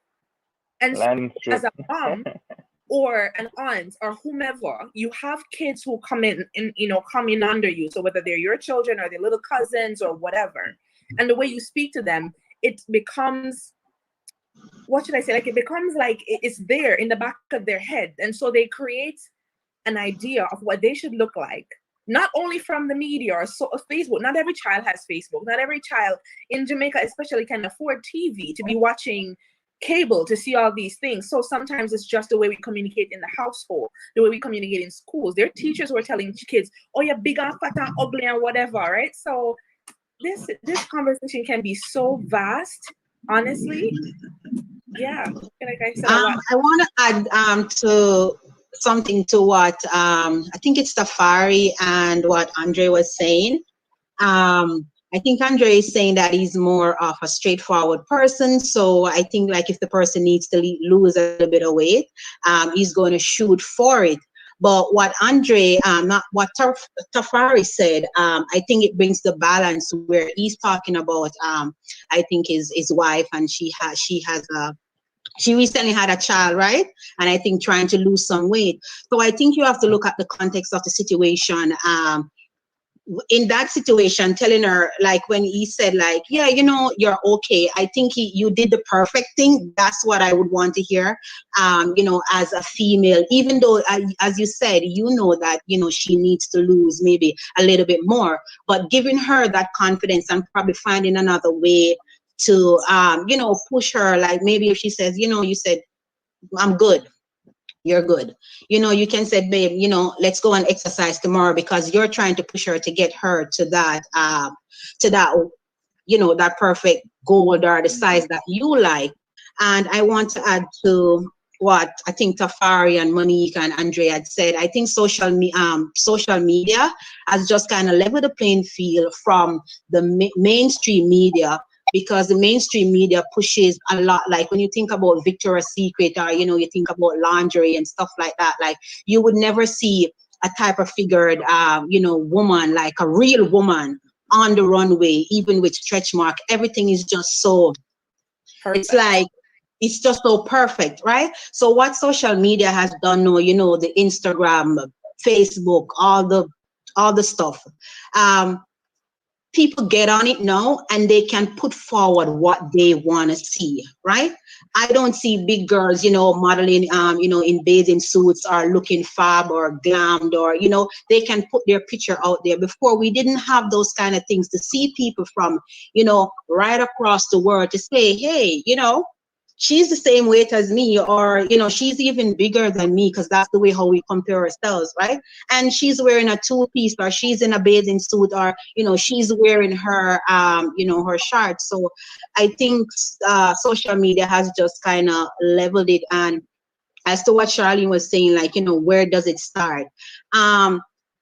Even though, we like to say, it should, self-esteem and, certain things should start in the home. Even though it starts in the home, we learn by socialization. So the media, people around us have a lot to do with how we feel. You have to, when you think about children, especially when they're in their, like, teen years and they're getting to kind of explore who they are.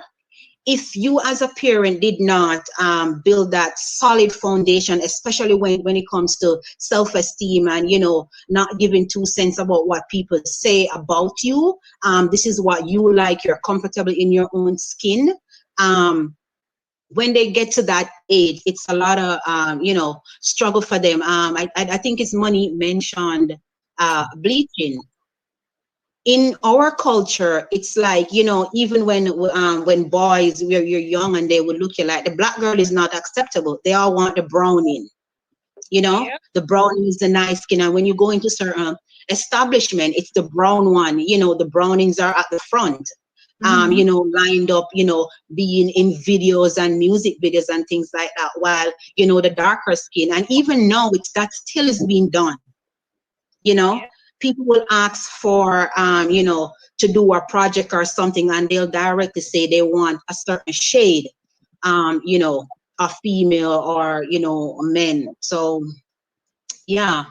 There's that. 2 things. I want to add to the positive reinforcement and that, because the type of relationship that I have, I don't know how he does positive reinforcement while actually telling me the truth. So he'll say it in the form of he'll say it in the form of a compliment though, but I know it's not a compliment. So he'll be like, oh, you're getting round or something like that. And I'm like, yeah, okay. I need to lose it. I need to let me say, so as to not thinking have persons thinking that no, Andre, no, I don't think that.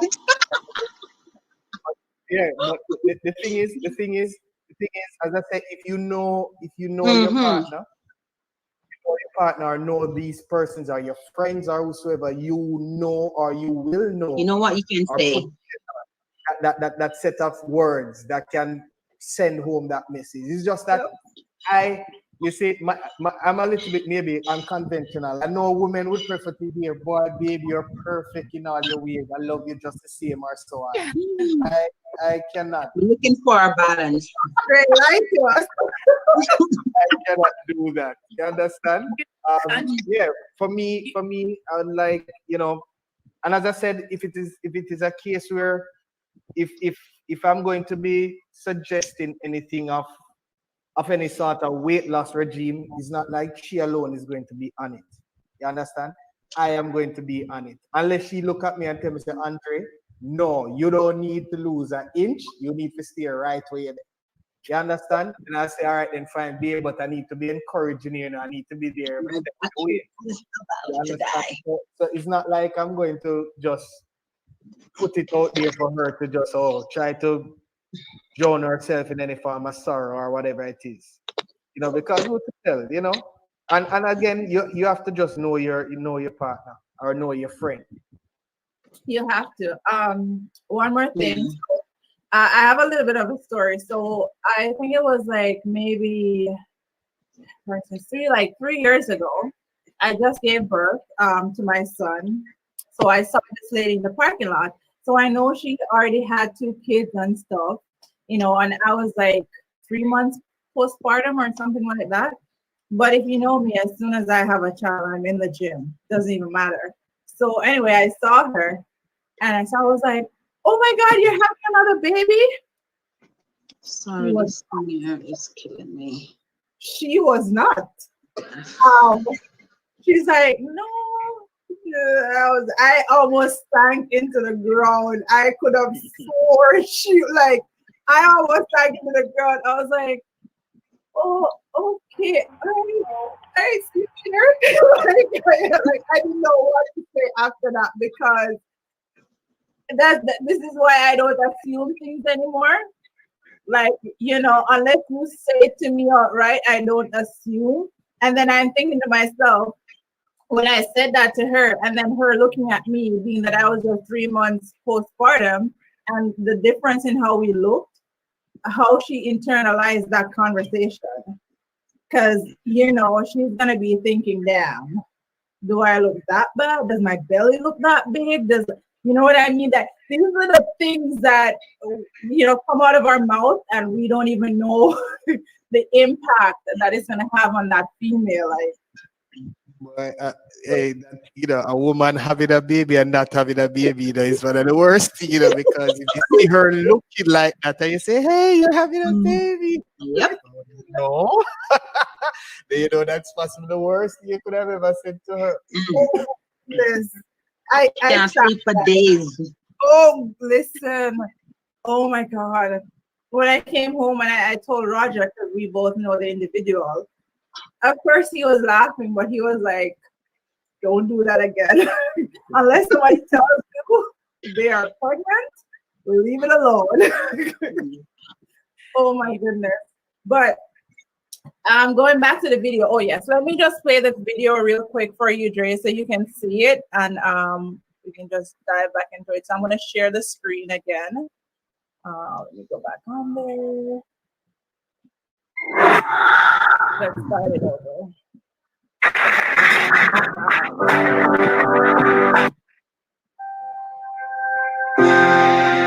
We weren't born fearing cellulite, but we were taught. I've stopped wearing shorts so it wouldn't be seen. I've carefully placed towels near the exits of pools so that I can cover them up. I've lived in shame, much like many of you, because we were taught to be ashamed. I've been there. I've done that. I do not judge. It's been 10 years since I gave birth. About only 3 years since I began to emotionally heal and show my body the respect it deserved postpartum. At every size, I felt shame, sadness, frustration, fat, and anxiety. It made me anxious to go out in public, in fear of the real me being seen and feeling people who saw me online would think I was fat in real life. Looking back, it has never been my weight that was my reason for growing confidence. It was simply breaking free of all the noise. Do you know what happens when you put on the swimsuit and show up? Others do too. You open the door. You show your fellow sister, mother, daughter, and friend that you have a place on the beach, in the pool, and in the summer. That you have worth, and so do they. That you have beauty, and so do they. That you have a body and story unique to you, and so do they.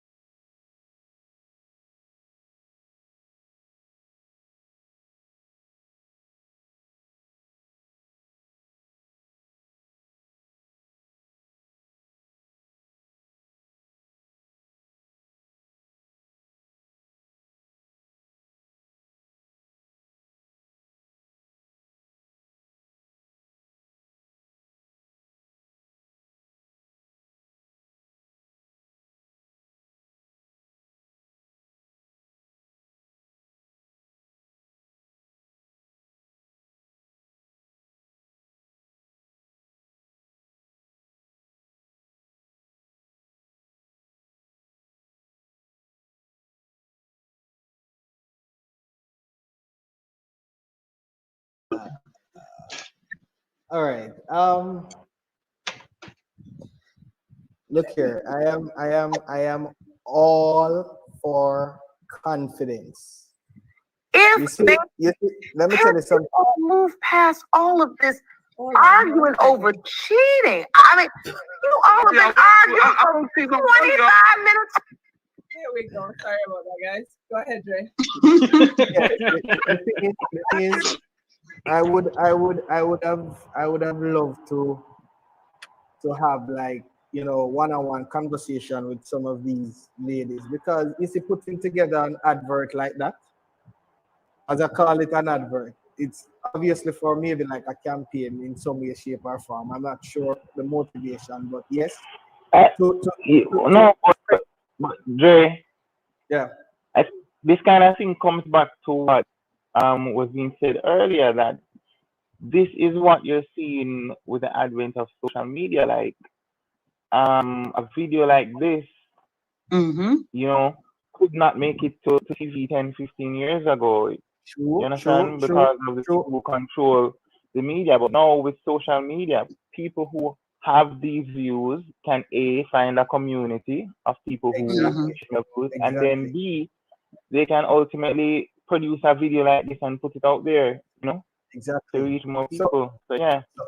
So all right. When I hear the term body positivity, right? Maybe my scope is a little bit limited, and I didn't open it wider, so to speak. So I basically look at it from accepting your body and loving yourself for the way you are, right? Now, if that is true deep down in every one of these females, fine, no problem. Oftentimes, I hear a lot of persons going around on some crusade. For example, I always argue about two persons in particular, right?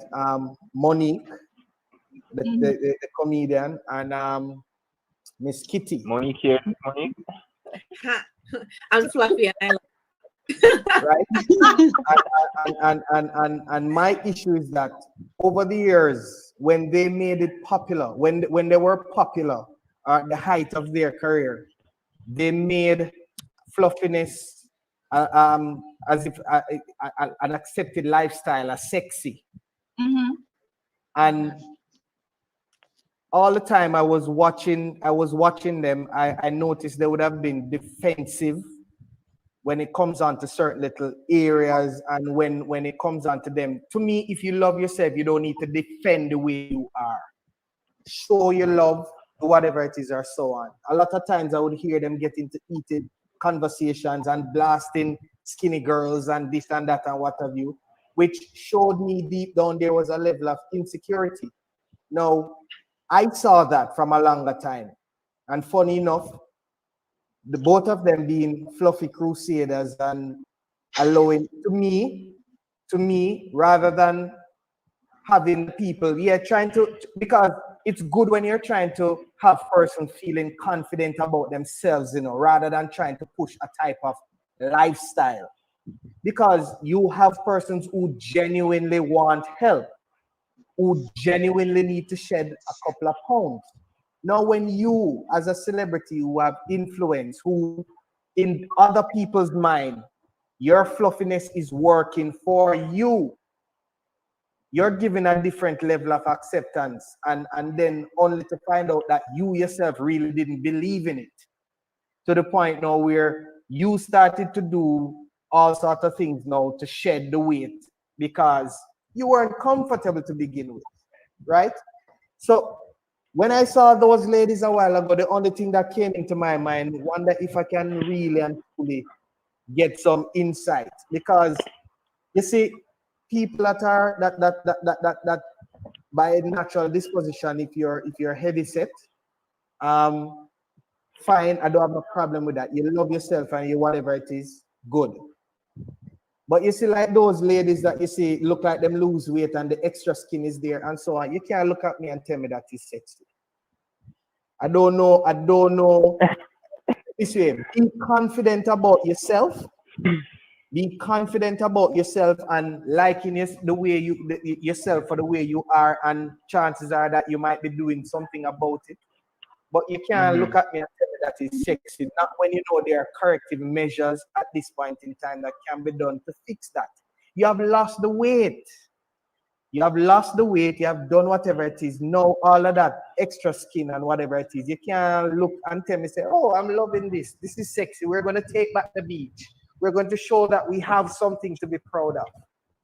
I don't know which human being was ever socialized that way.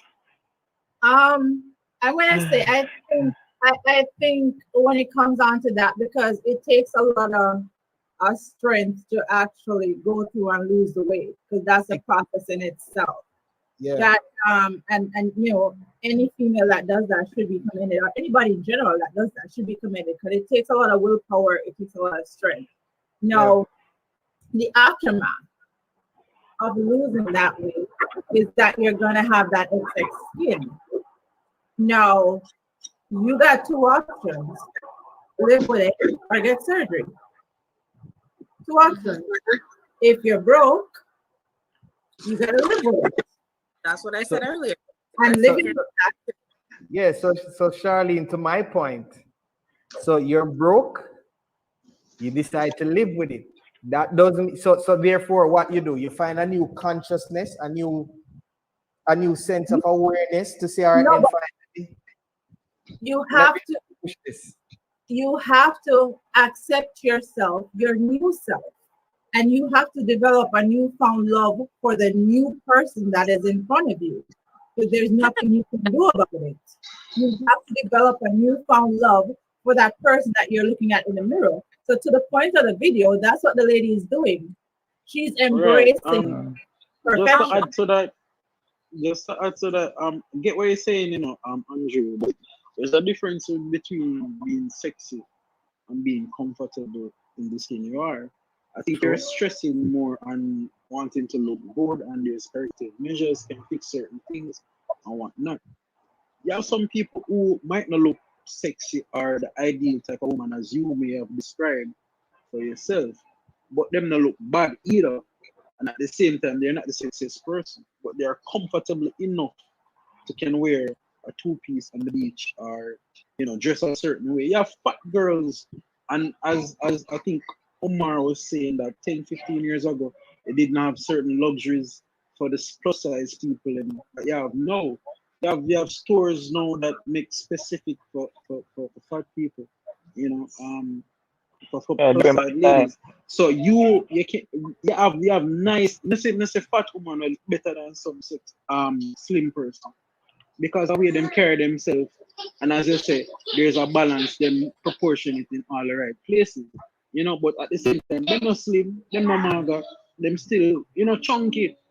So I think the video, the advertisement, as you put it, is not about being sexy or whatnot. It's just being comfortable in the skin that they have. Yeah. You get me? So you're not bashing I'm Andrew, and you know the way I say. I respect your viewpoint, but I mean, try to dig a bit deeper than what you're seeing on the video, right? Because the video is propagating that of self-acceptance, self-love for the way you are. But there are elements in the manner in which they portray that which ties back to what society would have deemed sexy. The bikini business. The bikini business, that look on the beach that some persons look forward to. Andre, do you think confidence is sexy? Yeah, confidence is sexy. Hold on, put it this way. You see the ladies in that video,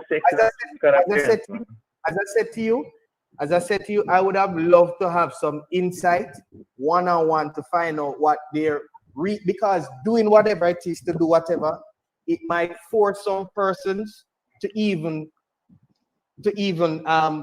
put forward a narrative or to sign up to a narrative that, you know, not necessary. It's just that they realize that, all right, then fine. they can't do anything about it. So all right, and they have to accept it. But I would like to find out, or like to have an insight, because it's just one, the entire video is just one thing spewing. Confidence and acceptance of the way you are. I understand that. I understand that. And if all of them deep down feel that way and love that, fine, no problem. I'm all for the confidence. I'm all for everybody. You need to just feel comfortable in your skin. And if you feel comfortable that way, fine, right? But do understand that the person who cannot act, who would have lost the weight and don't have the money to do the corrective surgery to fix that extra skin, understand that there's a lot of compromise on their part to accepting that new person. It doesn't mean that they're comfortable with it. It's just like in your relationship. That is why you have what is called compromise. It's something that you would have not normally been accepting or wouldn't want, but because it makes everything works out and everything okay, you come at a compromise or a point of acceptance. So it doesn't mean at the end of the day that, you know, you never felt that way initially about a particular thing, right? So the message is good all over, all around. But I would like to know if every one of them believe in or have that level of confidence on a personal level.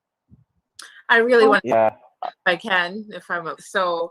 I feel like you're coming in and from a what you call this now, a very objective perspective. So I get it. And so you're digging deeper than the surface things that we're seeing. What we're seeing is a video of people portraying something, and we're left to perceive whatever we perceive from that video.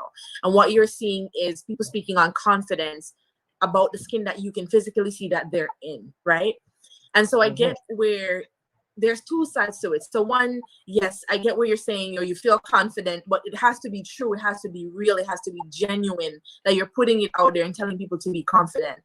There's something that you said. You can't tell me that you look that way and you're like, oh, I'm confident, or I'm like, I'm feeling some, like greatness or happy that you look this way. I don't want to misquote you, but something of that sense. And I say from a mental perspective, let's put it this way. I mean, it's better to feel confident. It's better to accept, as you said, than to get up every day and hate yourself. Like, there's only two options. You're going to love it if you can't afford to fix it. Either you're going to love it, you're going to learn to love it, you're going to learn to find the right clothes to fit in the right curve, so you don't walk out and you feel like I look uncomfortable in my clothes and people are looking at me some type of way. Or you can actually walk out in a bikini and know in your heart that, listen, I don't care what you think, I feel confident. You get what I'm trying to say? Or you're going to get up every single day and be like, why do I have to look like this? Like, that's living in misery. Honestly, that's living in misery. Like, no lie.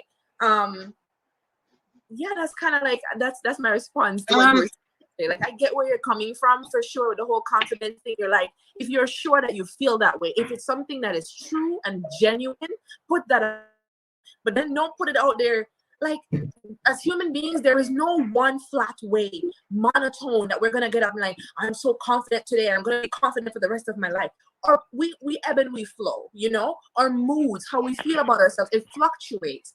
One time you might feel like, yo, at 150, I feel good. You might want to put on another 20 pounds because a pants fit. I don't know. I'm just saying, as human beings, we don't get up every day and think one thing look good all of our lives for the rest of our lives. As we grow and evolve, the things that we're interested in, it changes and our body changes. And so does acceptance of the things that comes with age, or changes. If you put on weight, you take it off. Certain things you just got to accept. Yes, Sam, you want to chime in?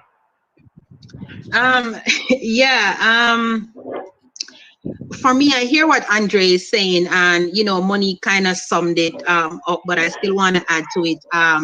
In the video it says body positivity, and if you just look at it, for me, when I think about body positivity, is loving yourself in the skin that you're in, the size that you're in, the shape, even your color, right? Because we have to bring in that nowadays, because we don't love this dark melanin.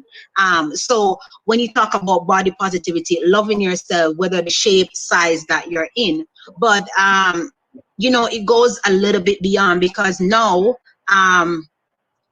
body positivity. It also has to do with, being healthy. And I've seen women who in, mainstream or just what they are put out there would say, oh, she's fat. I'm just using that word because that's what we know, she's fat.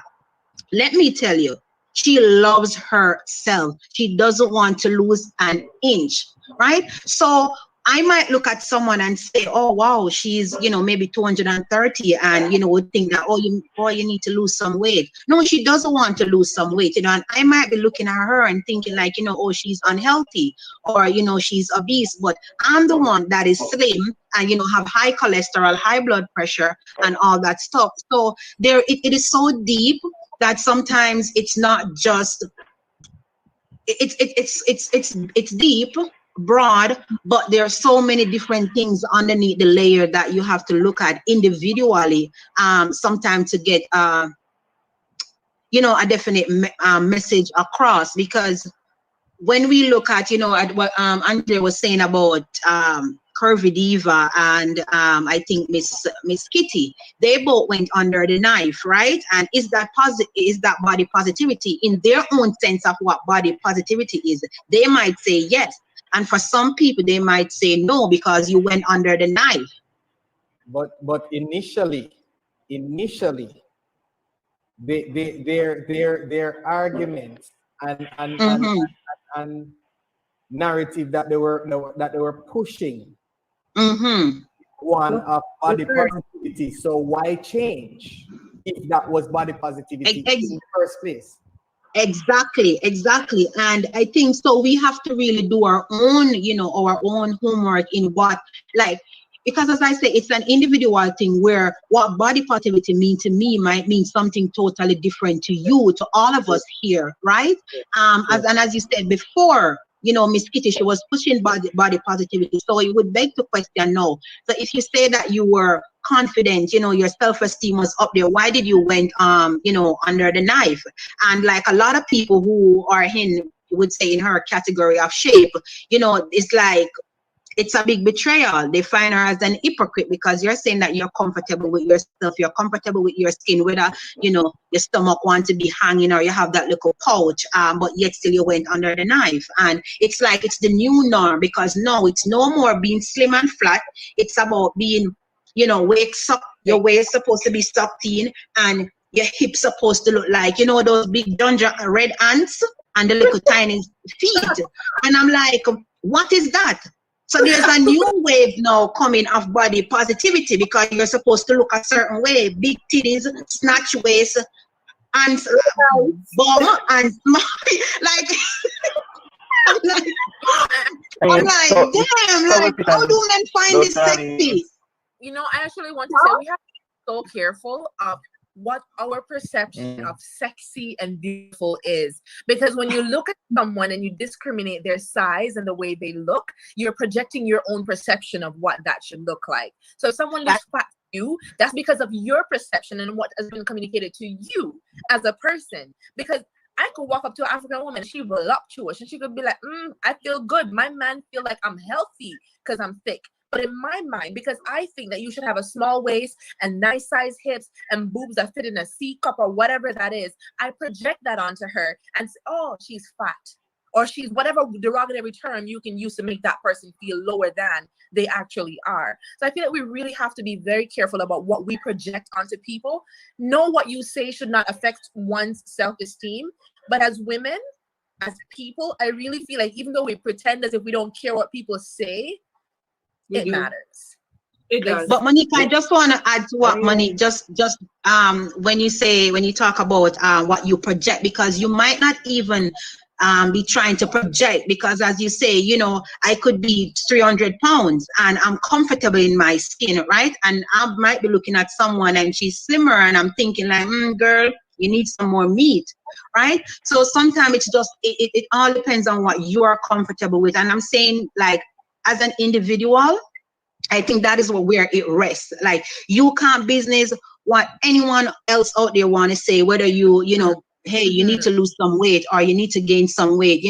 I'm 160 pounds or I'm 180 or I'm 300 pounds. I'm comfortable in my skin, so it's all up to you. Yeah, Dre, you brought this up earlier, and I kind of wanted to touch on it. So I always say this, I'm a trying vegan. I love veganism. I love when I eat it, how it makes me feel. But at the same time, I was not brought up eating vegan food, eating everything plant-based. So I'm still attracted to the taste of a doughy thing. So like, anything that has milk, you're still attracted to the taste because that's not how I was brought up. But at the same time, if you ask me, why do you try veganism? Why did you try to become a vegan? My mom's diabetic. My dad's mom passed away from diabetes. So I'm what they call a sandwich diabetes child. So you make decisions because of family history, like health-wise, right? So when we talk about body positivity, we also have to think about some of the what you call it, like some illnesses they come with your DNA, for one. Some people are born with sickle cell anemia. They cannot help the fact that they're skinny and they might need to put on some weight, but no matter what they eat, it just doesn't work. You know what I mean? Some people are struggling with mental health issues, and for them, eating food gives them comfort, and they put on so much weight, and you're struggling with depression, and food is your comfort. Food is what stabilizes you. Then, a lot of the times too, it's not just surface, like, oh, you're just big because you want to be big, or you're just skinny because you're doing whatever. It's genetic. It can be genetic, it can be mental, it can be so many different things.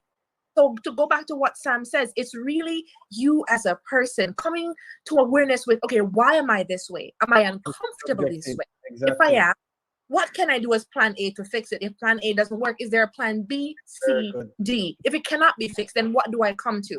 Acceptance. Right? Good. Omari had a point. So yeah, I don't know, Charlene, if you perceive it to be this way, but for the others and those watching, I would say I'm the person who's kind of taken, right? So I've pointed at this point that I've noticed that this conversation has developed in a number of directions, right? One of them is specific to the context of the video, right? I mean, add that first, because there are a lot of people who that video is very relevant to, right? Again, back to the specific context of the video, I saw a group of women who, as stated in the video, they are used to looking a particular way. They are used to being girl on the beach, at the pool party, in the bikini. You understand what I'm saying? And so you can imagine that traumatic experience, Andre, of being that girl that's able to wear that bikini and feel good, that they look good and feel comfortable. You understand what I'm saying? And then I saw one or two of them, a couple of them, like had written on in a marker, a semi-permanent marker, postpartum, as in, so I got, and they said it too, that what they're dealing with is the direct result of going through labor, childbirth, delivering a baby. You understand? So that's a specific context. And they said too, they are used to being that girl who's able to go to parties, to the beach in a bikini. So you can imagine that experience for them, being that girl, having the baby, and then all of a sudden, even though they're putting the work to lose the baby fat, to lose the weight, is this. You understand? The stretch mark, the excess skin, and so on. So I can identify with that, with those individuals, those persons who are going through that, where they have an ideal for themselves. This is the thing that I should be able to do. I was able to do before, and then having done something that is important to the survival of the species, giving birth, and something that is so difficult and has its own many challenges in itself, right? So just stop here to say thanks to all the women who become mothers and do that, right? But then there are the direct consequence that they have to deal with, right? So that's a specific situation. And you can't help but feel for somebody in that specific circumstance, you understand? And the video, the message in the video is trying to aid for that community, because they're saying, okay, I'm gonna do this, you can do it too. You know, I'm going to stop being afraid to put on that bikini, even though smart are showing even though that excess skin is showing, I'm going to do that. So come out and feel confident to do the same, right? Specific circumstances. Now, generally speaking, which I hear this theme coming from Monique and from Samantha as well, and I hear the question from Andre too, as well. Generally speaking,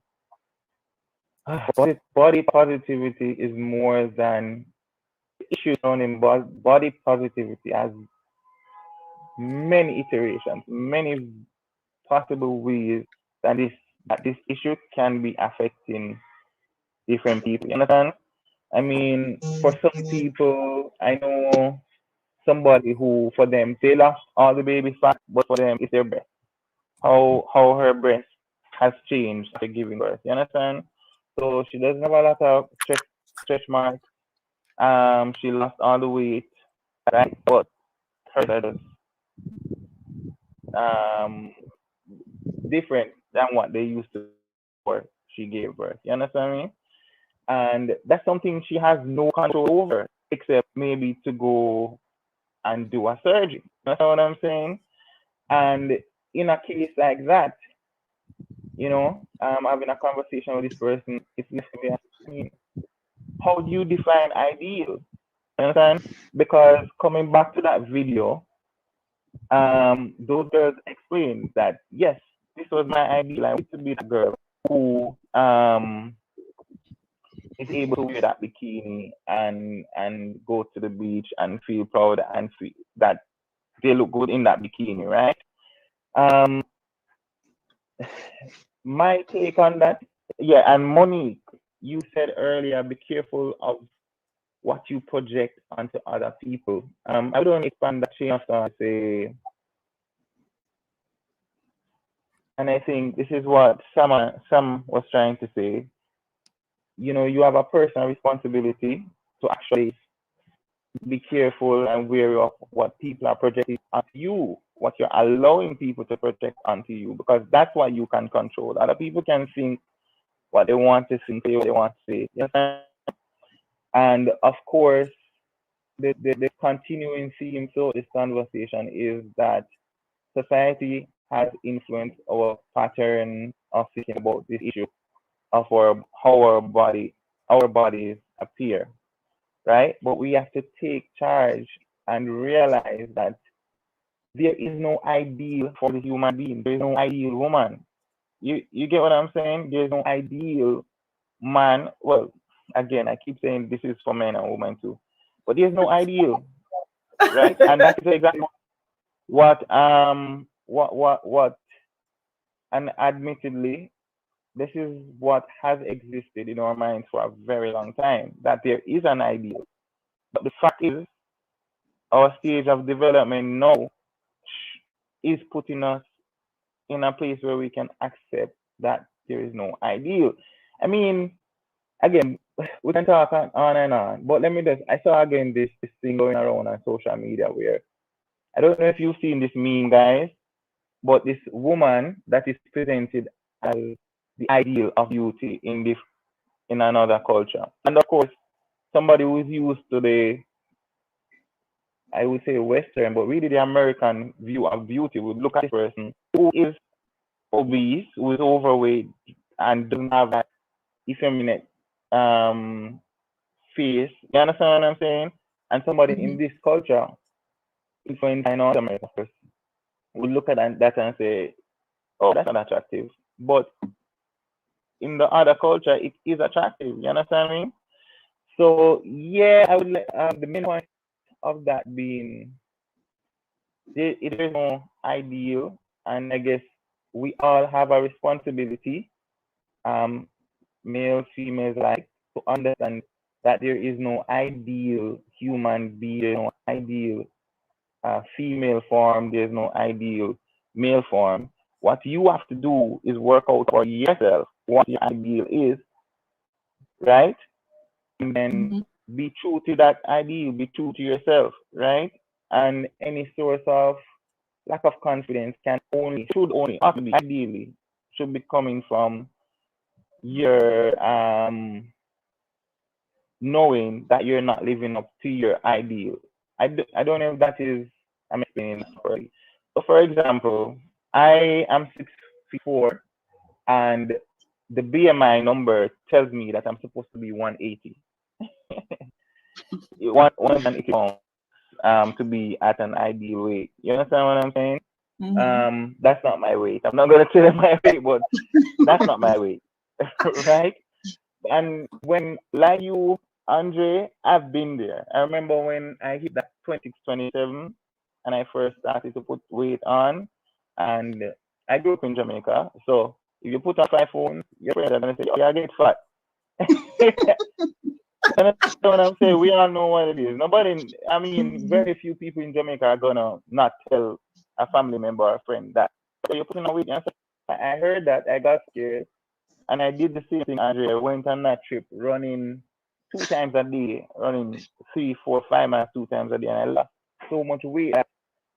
I have photos from that period of time, and I was like, yo, I literally look like a skeleton. And then, of course, the same people who used to say, "Oh my, you're putting on weight," they start to say, "Oh my, what happened?"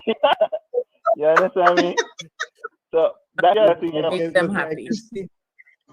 Yes, you remember that story about the man and the donkey and his son or something like that? And as they walk a little further and somebody say, "Yo, why is the son riding? The father should be riding." And then they walk a little further and say, "Why is the father riding? The son should be." You understand? And next thing you know, they told him to up donkey. That's what happens when you keep just trying to adjust what you're doing to what people say. And that's why I say the most important thing is to work out what is best for you. And I realize that, hey, this number is telling me that I should be at 180, but I can't go down to 180. That's not good for me. You understand what I'm saying? I won't like the way I look. I wouldn't feel comfortable. So I set different goals. I set fitness goals. For example, I feel like I should be able to run a kilometer in a certain amount of time. That's what I mean. So that means if a monster come or some out of the movie, 100 people running, I shouldn't be at the back of the pack. You know what I'm saying? I set goals like I should be able to manage my own body weight. You understand? Like, you know those movie scenes when somebody dropping out the thing and they're holding on for life. I should be able to do Watch that. too I much shouldn't just drop. movie. So I'm just saying, everybody, I'm just trying to bring some humor to the thing as to how I define my body condition that I want to be. You know what I mean? And I set fitness goals. I moved away from setting weight goals because I realized that you mentioned psychological issues like mental issues. Yeah, you don't want to get caught in a cycle. You know what I'm saying? That can create a spiral. So for me personally, I'm gonna talk about it in 2 ways. One, for me personally, I set fitness goals, things that I want to be able to do. So if I imagine that I can skip to 1,000 or juggle a soccer ball to 100 or something, I make sure that I can still do those things. You understand? And that helps me feel good about my body, about myself. You understand? And I personally forget about the numbers. As for my partner, I've been in this relationship since 2007. So I don't know how much that add up to 13 years Oh goodness. of togetherness, and married 2014, so 6 years of marriage, 3 kids. So my wife has been in that situation described in that video by those ladies where she had a nice body before the kids. Luckily for her, she didn't go through everything passed away and doesn't have many stretch marks and so on. But of course, we're getting older. We're in our mid-30s now. You understand? So your body is changing, right? And you start to ask yourself questions like, "Oh God, what is happening to my body?" And and my approach to that, to dealing with that, is number one. I personally, and this might be an individual thing, I've long since realized that physical is important. I won't don't like Andre, but at the end of the day, like after the honeymoon period of a relationship, a lot of other things become more and more. Somebody spoke about the ability to compromise and so on, right? In fact, one of my friends asked me the other day, what do I look for in a woman? And at the top of my list was emotional intelligence. You understand what I'm saying? Emotional intelligence. And that might be surprising to a lot of people, right? But for me, more than the physical, that's the thing that is at the top of my list. But hopefully everybody here can relate to what I'm saying about the emotional intelligence part. You understand? Because it really, that is a real guiding factor in this, in terms of in success of a relationship, in the happiness within your home and things like that. Trust me. It might even help the person be able to be closer to their ideal self, so you don't even have that issue to deal with of worrying about being positive and so on. I don't know, many things have shaped who I am today.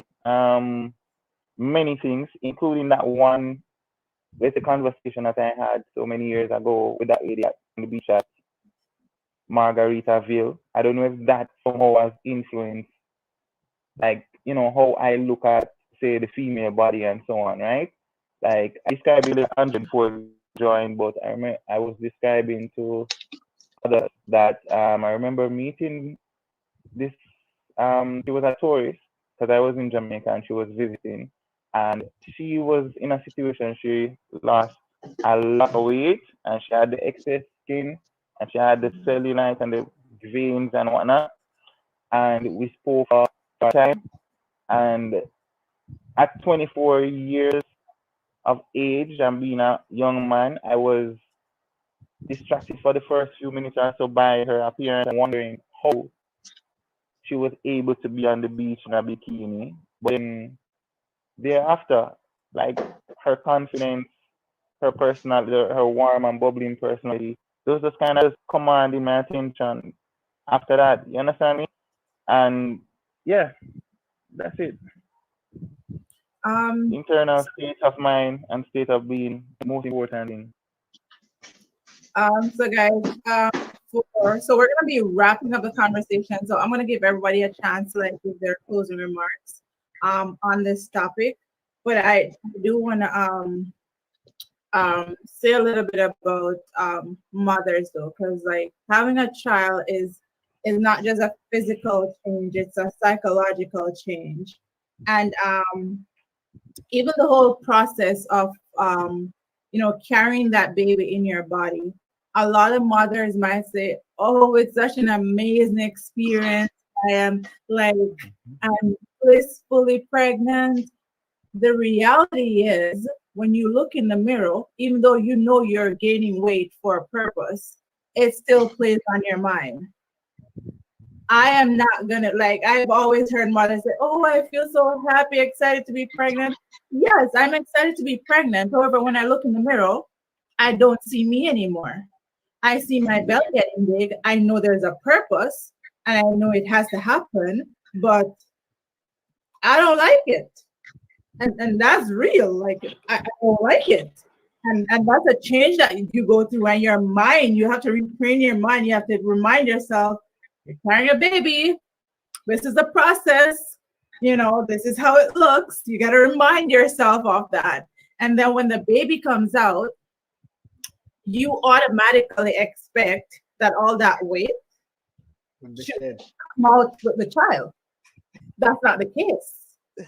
That's definitely not the case. And for a lot of people, it's a lot of hard work to get that weight off, and you will never get back to what you were because your body has changed. You will never get back to what you were.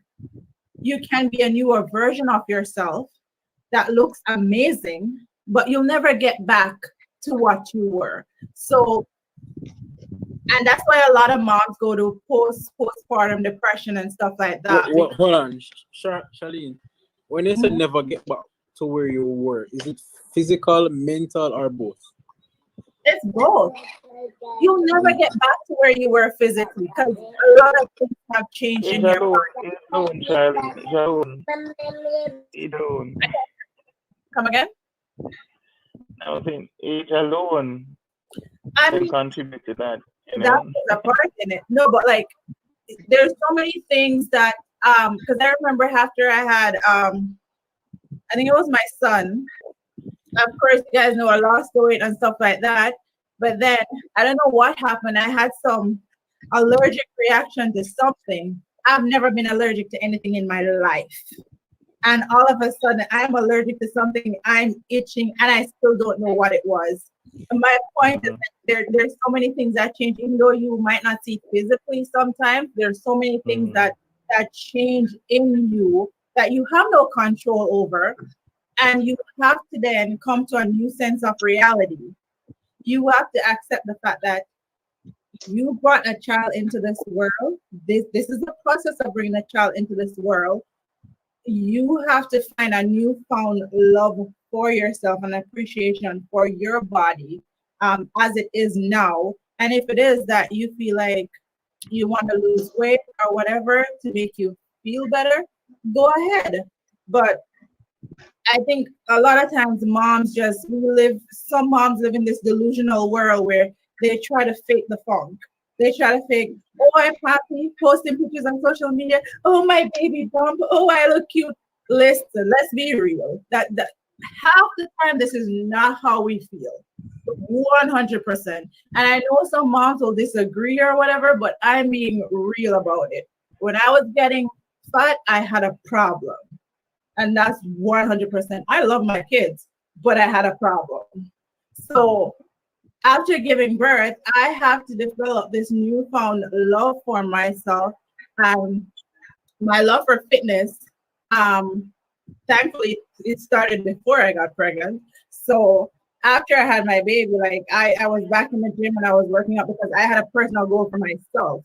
And I had to prove something to myself, not to the world, but to myself. Because when I look in the mirror, I want to smile back at myself knowing that I love what I see. If you don't like it, okay, but I like it because I got to see me every day. I got to look in the mirror.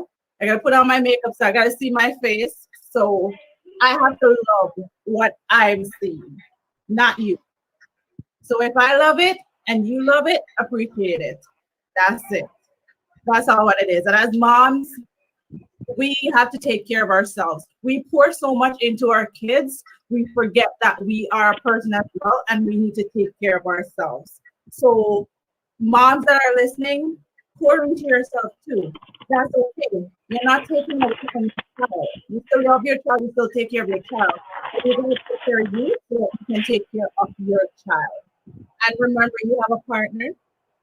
Let's not forget that part.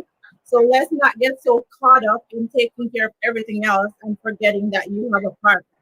Because you got to take care of your partner too, and vice versa, or that's going to break down and all you're going to be left with is your child. So we got to do a whole 360 when it comes on to taking care of yourself, taking care of your child. We got to make sure that we tick every box.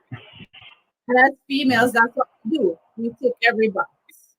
And we know this. So that's my closing remarks. I'm gonna go around the room and you guys can give your closing remarks so we can wrap up this conversation. I'm gonna start from the bottom right. So Taf, closing remarks. So again, it's all about perspective and whatever going there. My wife loved being pregnant. And my wife, and my wife, not only because I is my wife, but my wife looks damn good. And she loved being pregnant. She missed being pregnant. I remember when she gave birth, like probably a month or two after, she was like, I missed being pregnant. I don't know if I think it's more a mental thing because I don't know if she loves her shapiness and her fitness or whatnot. So I'm thinking it's more a mental thing, but she actually loved being pregnant. And you're right. Just to add another thing to what Dre was saying, we as individuals, if we want to look on it from a health perspective, by all means do so.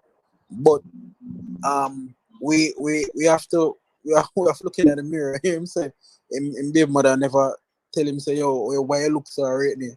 But we as the individuals have looking at the mirror and know say yo regardless of how we feel in our skin in terms of comfort, it's a big part of health, and that is one of the reasons I started to exercise, especially now that I have a kid.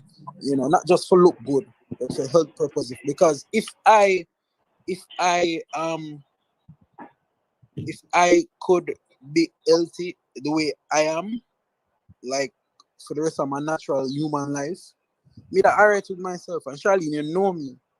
You understand? Me that be perfectly alright with myself. So me exercising and all that is not just to look better physically, but it's more a mental and a health thing. And I realize the more I exercise is actually the more I want to exercise. It becomes a healthy practice, which I'm glad for.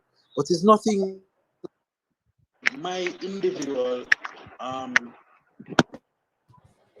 and me don't have a weight goal. Like my my wife, she has a weight goal. She has to reach it by a certain time in terms of date, stuff like that, and she eats very healthy and me had bad influence. But as I said, my health goal is not to look sexy or to look better. It's more the yes that comes with it, but it's more a mental and a health reason.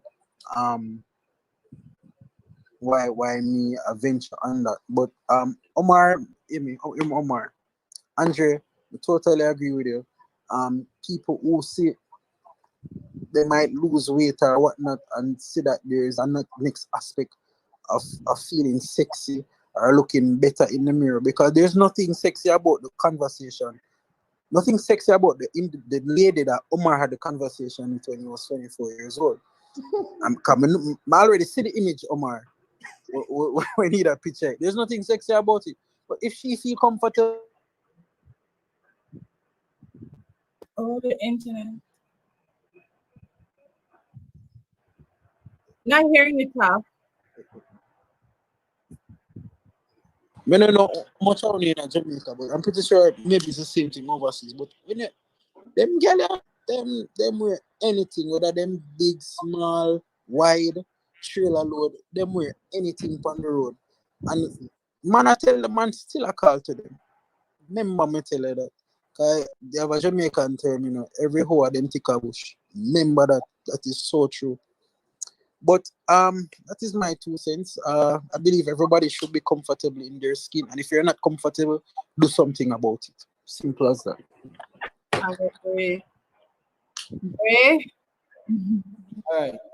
First, let me mention of this, because a part of the video had to do with females who basically had their children or child and end up the way, so on. First things first, let me put this on the table. And for some persons who would have watched maybe videos that I've done on my channel and so on, would have maybe have an appreciation of what I feel about women.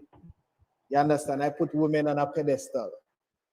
You understand? So when it comes on to like for females who have gone through their stages of child rearing and childbearing, believe you me, hats off.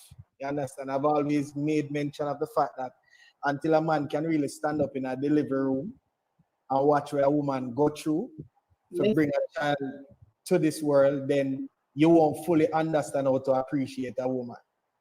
You understand? I'm not talking about just the woman being inside the house, keeping it clean or anything. That's it. That one little action, and that will change your perception altogether. And I believe every man needs to have that experience. But moving on. So I believe all of us has come to the point where we can all agree that the whole concept of body positivity is subjective and is really and truly just what you are comfortable with. So bearing that in mind, as I said, once you're comfortable where you are and you're honest about it, then by all means, show your sexy in whichever way it is, whether it is your sexy through confidence of the self, or sex in the sense of projecting the new you, fine, no problem. I'm all good for that. I just have a problem where persons tend to put forward that projection and they're not honest about it. And then at some point in time, you'll see a reflection of their what you call, insecurity start coming out. So I mean, for me, as I said before, I don't usually wait until someone else look at me and tell me. I've gone through 3 stages in my lifetime that I can remember where I've significantly lost a whole lot of weight. My nickname as a child was Poochie, given by my mother, right? So that is just to tell you, right? So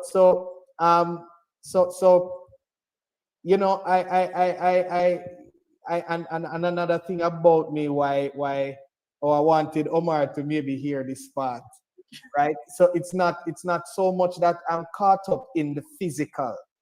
I'm a Capricorn. I'm a sexual and spiritual person by nature. Mm-hmm. So the physical is very appealing to me. When he spoke about emotional intelligence, that's the spiritual side of me connecting with someone else.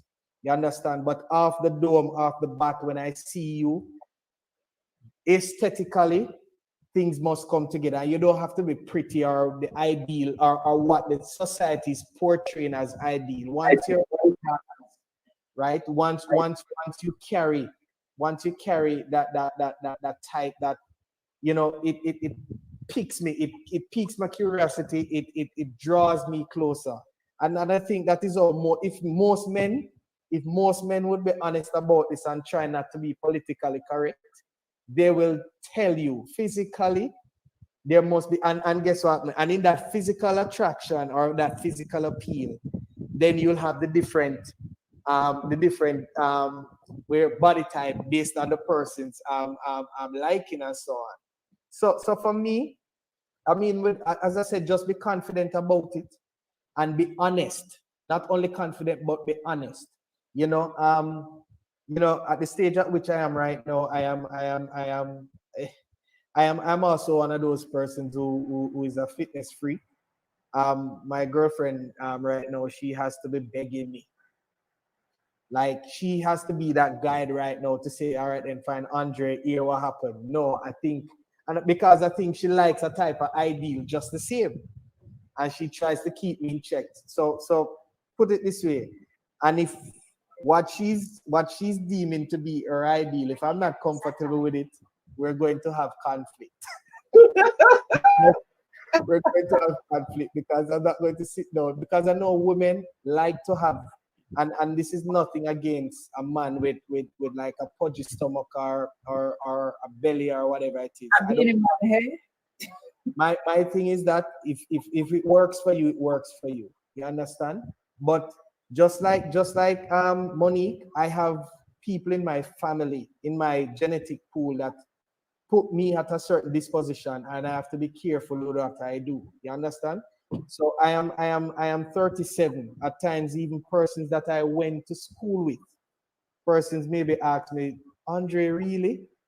Oh, you look like you look like the same way from high school, and it's just a matter of trying to manage not only my weight, because they would have known the fat Poochie, right, so to speak, so on, and because the change and so on. So persons, so put it this way, as I said, the body positivity, all about perception and what makes you comfortable.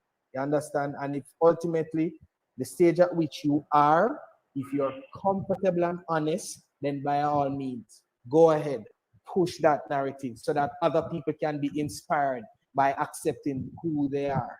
You understand? If you know you're not comfortable, you know you're not accepting, and you can do something about it, then by all means, try to put yourself, because your mental wellness, trust me, it feeds into your physical wellness, right? It feeds into your physical wellness. So there's nothing, when you can be at peace in your mind with who you are, that is one of the greatest satisfaction ever.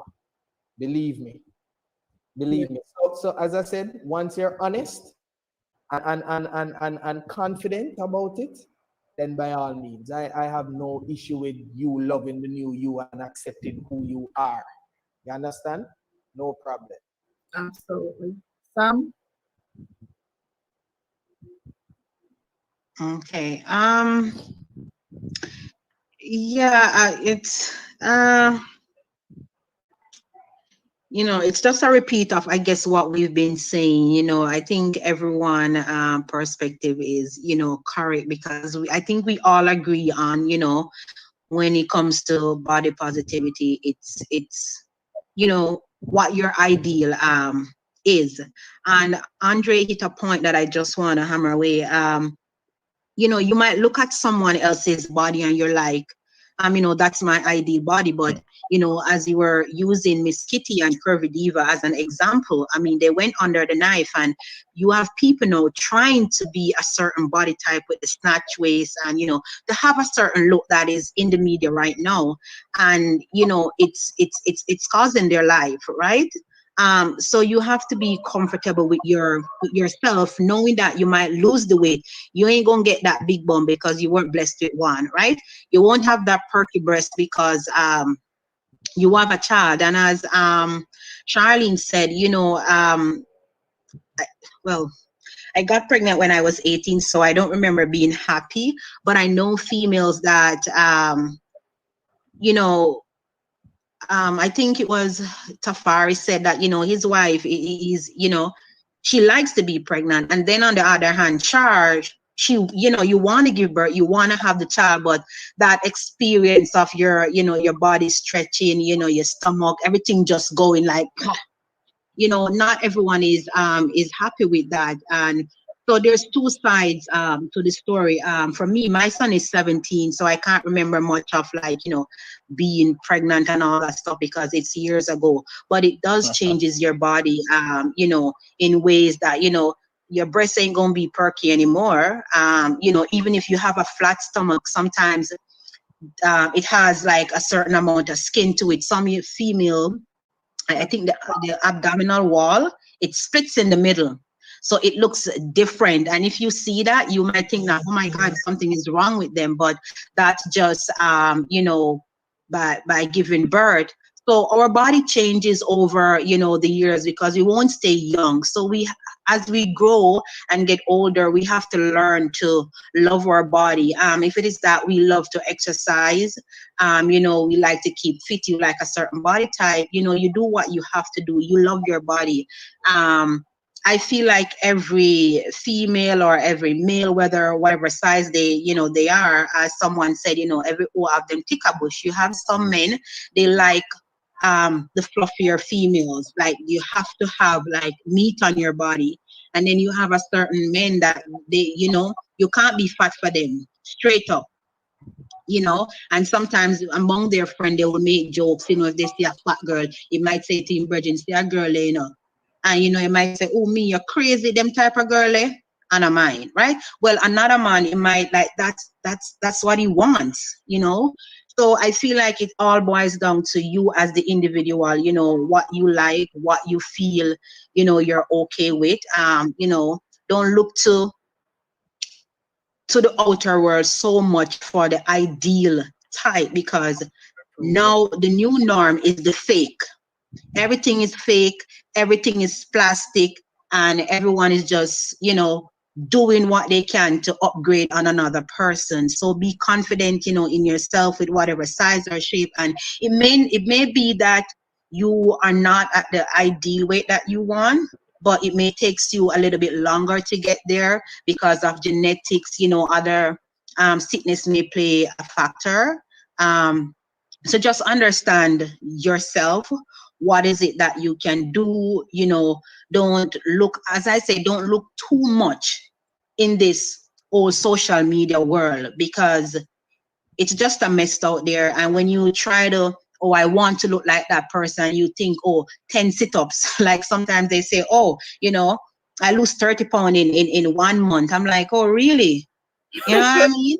And sometimes people really believe like you, like, yeah, I'm not discriminating, but you have a stomach like out here and think that like 30 days or, you know, you drinking lemon water for a week or 2 weeks or going on water fast, you're going to have that ideal body type. So be confident in yourself. You know, love yourself regardless of what people might say, and just keep it moving. Yeah, that's my thing. 100%. Monique?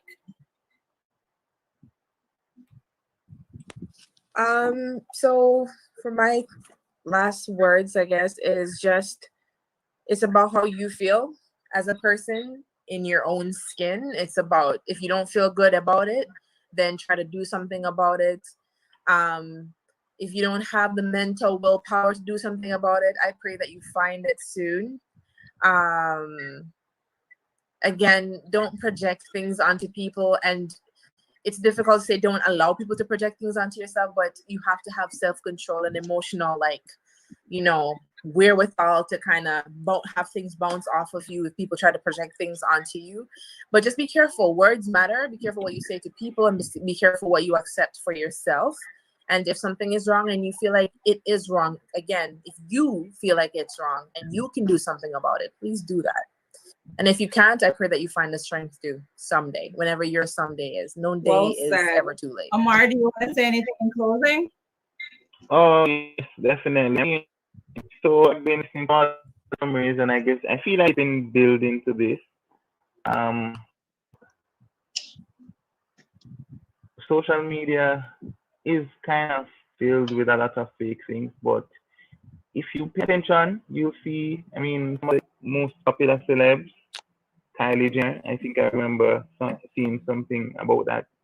She removed like her lip implants or something like that. Victoria Beckham, the former Spice Girl, removed some implants that she did. But you see that the more people that are,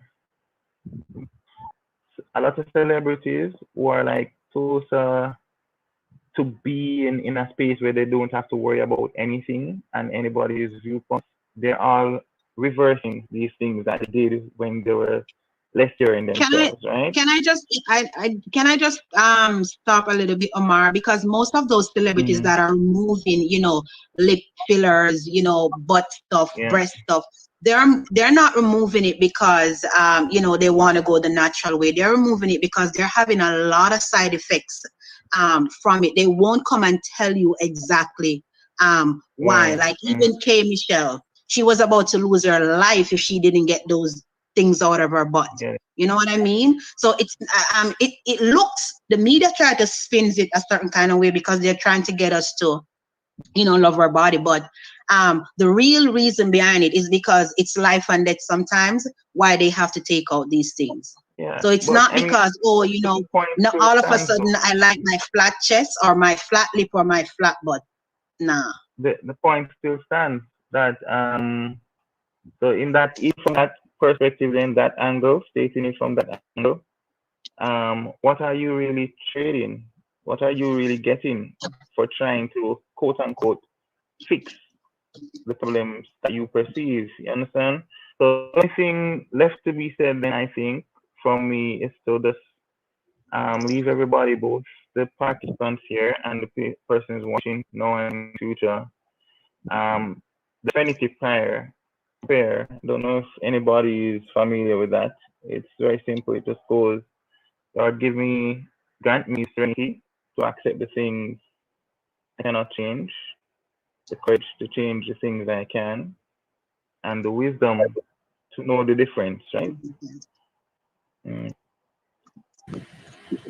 Yeah, thank you, Marlon, for joining when we're ending. But thanks for coming on nonetheless.